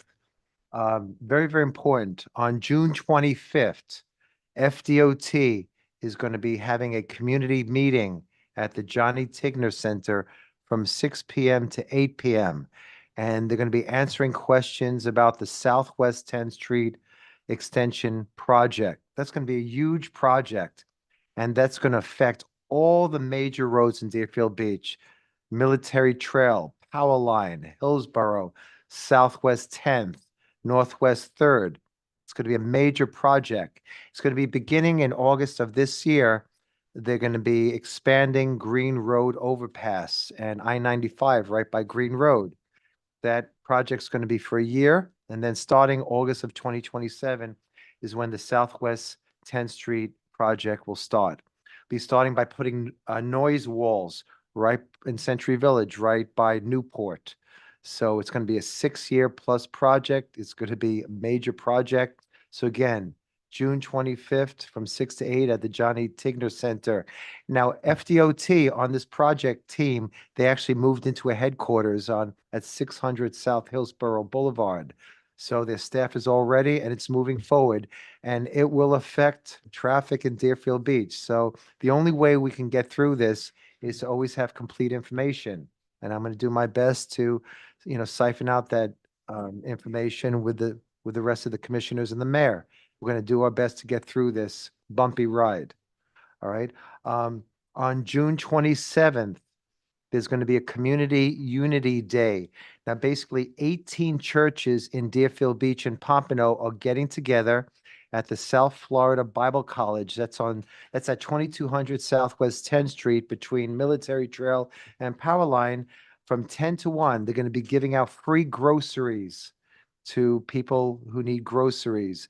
They're going to have medical exams and other resources. So please, if you can, put on your calendar Saturday, June 27th, Community Unity Day at South Florida Bible College, 2200 Southwest 10th Street. Please be there. What time? It's from 10 a.m. to 1 p.m. It's going to be a lot of people there. It's going to be a very, very large turnout because all these congregations and churches are aware of this and putting this on. It's a community effort. I also want to give thank you to District 1 Community Commissioner Mike Hudak, because I've been getting a lot of praise from the beaches and the trees and new benches that are put on the beach. So I want to say thank you to Commissioner Hudak and thank you to the city staff, the city manager. Been getting great feedback on that. Residents of Century Village, Crystal Lake, the Meadows, they're coming up to me and saying, hey, it's fantastic. New trees, new benches in the beach area. So I want to say thank you very much. Now, we're talking about development and the charter revision. Last week, we had a very, very important meeting, a CRA meeting. And what the CRA meeting is, the area of the island, the area of the cove, we're looking at branding. What that means is beautifying, renewing that area. So instead of maybe having massive development, there isn't an alternative way to keep that village feel. And I want to give credit to Commissioner Hudak because he invited an artist. His name was Xavier Corrado, and he spoke about his vision for the island, his vision for the S curve, that there could be murals put there, there could be art put there, there could be interactive art that tourists and residents use that would really attract commercial businesses. It rebrands. So we had a great meeting last week with the CRA, and it was basically a consensus. The mayor and all the commissioners saying, yeah, this is a great idea. Let's maybe see what road this could lead to rebrand that area to make it really special, to make it stand out. Now, one of the things that we looked at, there are funds for that. There's funds like Intercoastal Waterway District funding.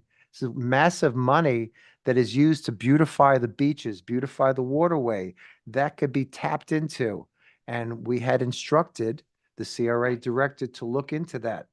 There's also, other federal programs as well, that we can look at, but the money is out there and, we're entitled to it. So it's something to look at. We can rebrand that area. So that's something we could look at. There is an alternative, another road besides just massive development.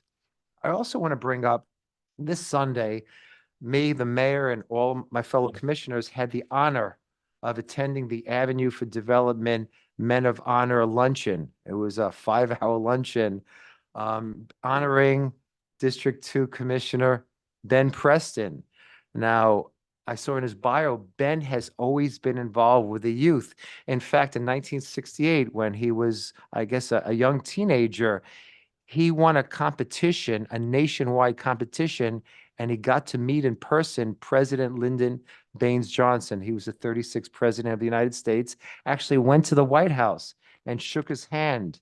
So that's an honor. And he also made an appearance on the Ed Sullivan Show in 1968. But in looking at his bio, Ben has always been involved with the youth to better the youth. Ben funded the Preston Student Athlete Services in 1991, mentoring and training young athletes. He's been involved with the Cardinal Gibbons High School to shape generations of student athletes and community leaders. And we know he's always trying to encourage the Packer Rattler here in Deerfield Beach. So I know about 2-3 years ago, I was sitting in that seat over there as a citizen. The city commission had passed an ordinance making a youth city commission. I think that's a fantastic idea, but it really hasn't been fleshed out. I really haven't heard too much about it. So what I'm asking is there any way that we can move forward to make a youth city commission? We could discuss it maybe in affiliation with the Deerfield Beach Education Advisory Board to see if they could choose students that would want to be part of that. Because I know last month we had an 18-year-old student, or I think a 16 or 17-year-old student that spoke up here talking about the youth and what their goals are. And I think we should access the youth of Deerfield Beach. I mean, they need to be involved in the process. They're our next generation. They're going to be living here. So we need to really invest in them. So what I'm asking is, now that we have an ordinance to make a youth Deerfield Beach City Commission, is there any way we can move forward and have a timetable and a plan so that Commissioner Preston could have this as his legacy, how he's influenced Deerfield Beach youth? Could we move forward on that? Would you like me to answer that, Commissioner, or are you asking your colleagues? Okay, there is an ordinance pursuant to, I believe Commissioner Preston was the sponsor at the time. And so you have an adopted ordinance on the books. The Youth Council is established, provides for 5 regular members and 5 alternates. Okay. So if that's something that the commission wants to re-engage in, you don't need to pass another ordinance, but we would need to facilitate appointments to that youth council. Do we make a motion to get a timetable on that, or is that something Ben would want to do? I just think it would be a great legacy and we can get this moving. I spoke with the principal at the school, and that's where the breakdown is. Multiple layers in that. The commission at the time was very amenable to the idea. I feel that they still are. So I think that the conversation should be re-engaged, starting with the principal, refreshing him with the idea and seeing how we could move it farther. And thank you for bringing it forward, Commissioner. But it's not really the commission that stopped it. It wasn't anybody in the city. We're gonna have to start with Mr. Marlowe over at the high school and just see where we can go with that. Well, if we work with the Deerfield Beach Education Advisory Board, I know they're reconvening in September. If we work with them, maybe they could help facilitate. I got no this. problem with that. Okay, we can None. maybe move forward on Yeah, that. I got no problem with that, sir. Okay. Let's move. Okay, Commissioner Plout, District 4. Thank you, Mayor. Briefly, most of my points have already been made tonight, but I would like to recognize Alexa with the C-Lab program. Commissioner Hudak and I saw the conclusion of the C-Lab program. Alexa is a member of the Rotary Club as well. She was in charge of another 17-week program with students to teach them how to plant and harvest and compost and everything else. And I thought that was amazing. We saw the culmination of a 17-week project, and the kids learned so much. It was just amazing about farming. And then she jumped over from farming to the ocean and had another big project. And the kids learned a lot about the ecology of the ocean, global warming, different things like that. And then they had an extensive cleanup of the beach and took everything that they found in the beach and actually put it into an artistic display. And it was, I don't know how they would think of something like this. And then afterwards, gave everybody an award. And some of the kids had already been on the C-Lab project 3 or 4 different times. And they made little speeches about how they wanted to be oceanographers and everything else. So she really got those kids to dream about having a future, doing something with the environment, with the ocean, with farming. And she's a very special person. And I'm sorry, I don't remember her last name right now, but it's Alexa with the Rotary Club.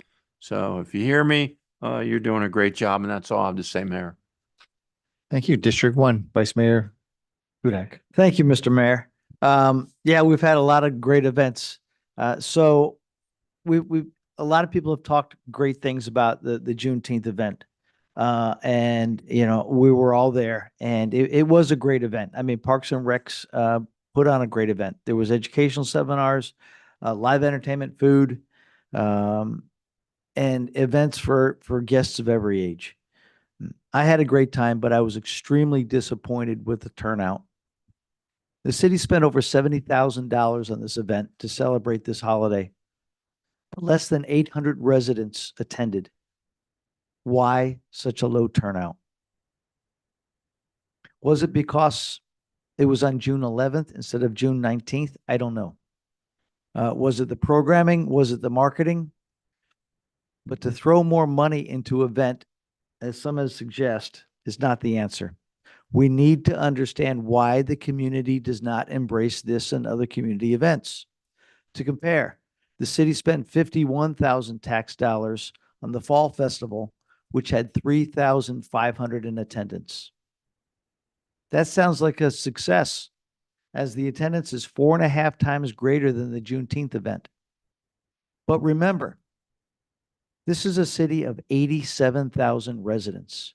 That's less than 5% of the residents that attended that event.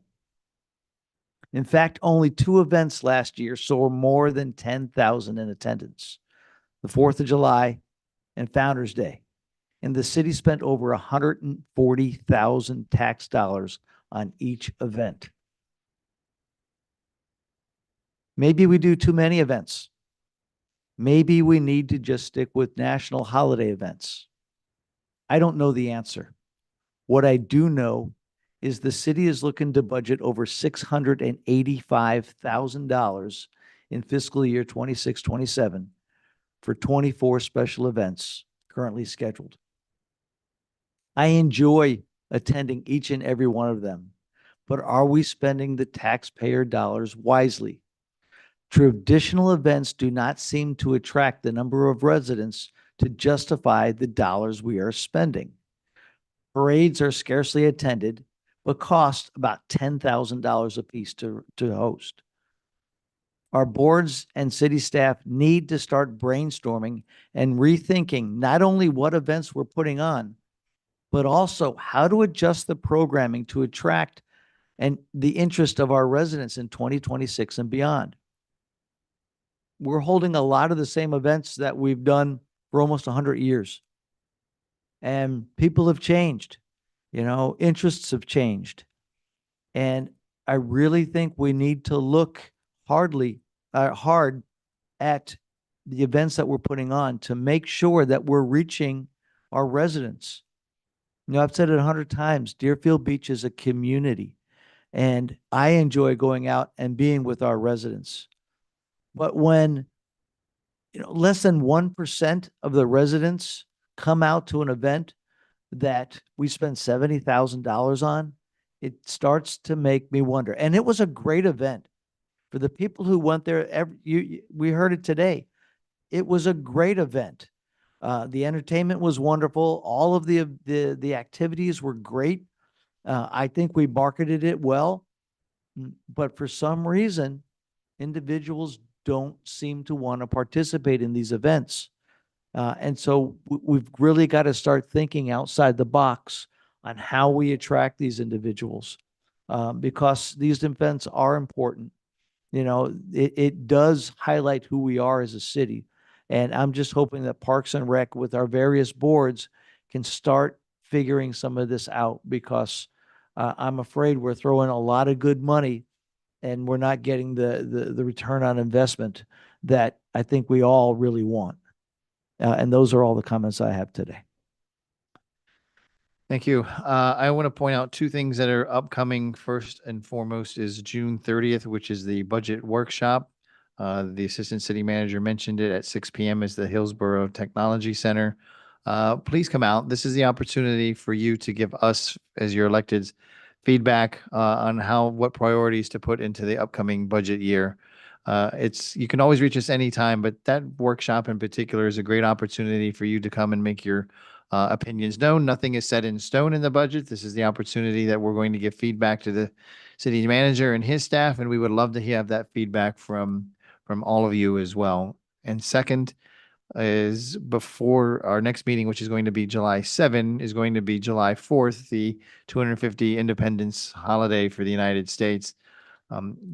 July 4 Independence Day is on a Saturday this year, so I highly expect a robust turnout, not only for our beach, but everywhere. So be safe for that holiday. Typically we get 80 to 100,000 people, more than the population of our city on our beach for any particular July 4th. But being the 250th birthday of this country, along with being on a Saturday, I think we may see, one of our biggest numbers ever. So please, if you're going a lot additional time, be safe, everybody. But more importantly, have a good time. Like I said, our next regular commission meeting is July 7. July 30 will be our budget workshop. And that's all that I have for this evening, and looking for a motion to adjourn. Motion to adjourn.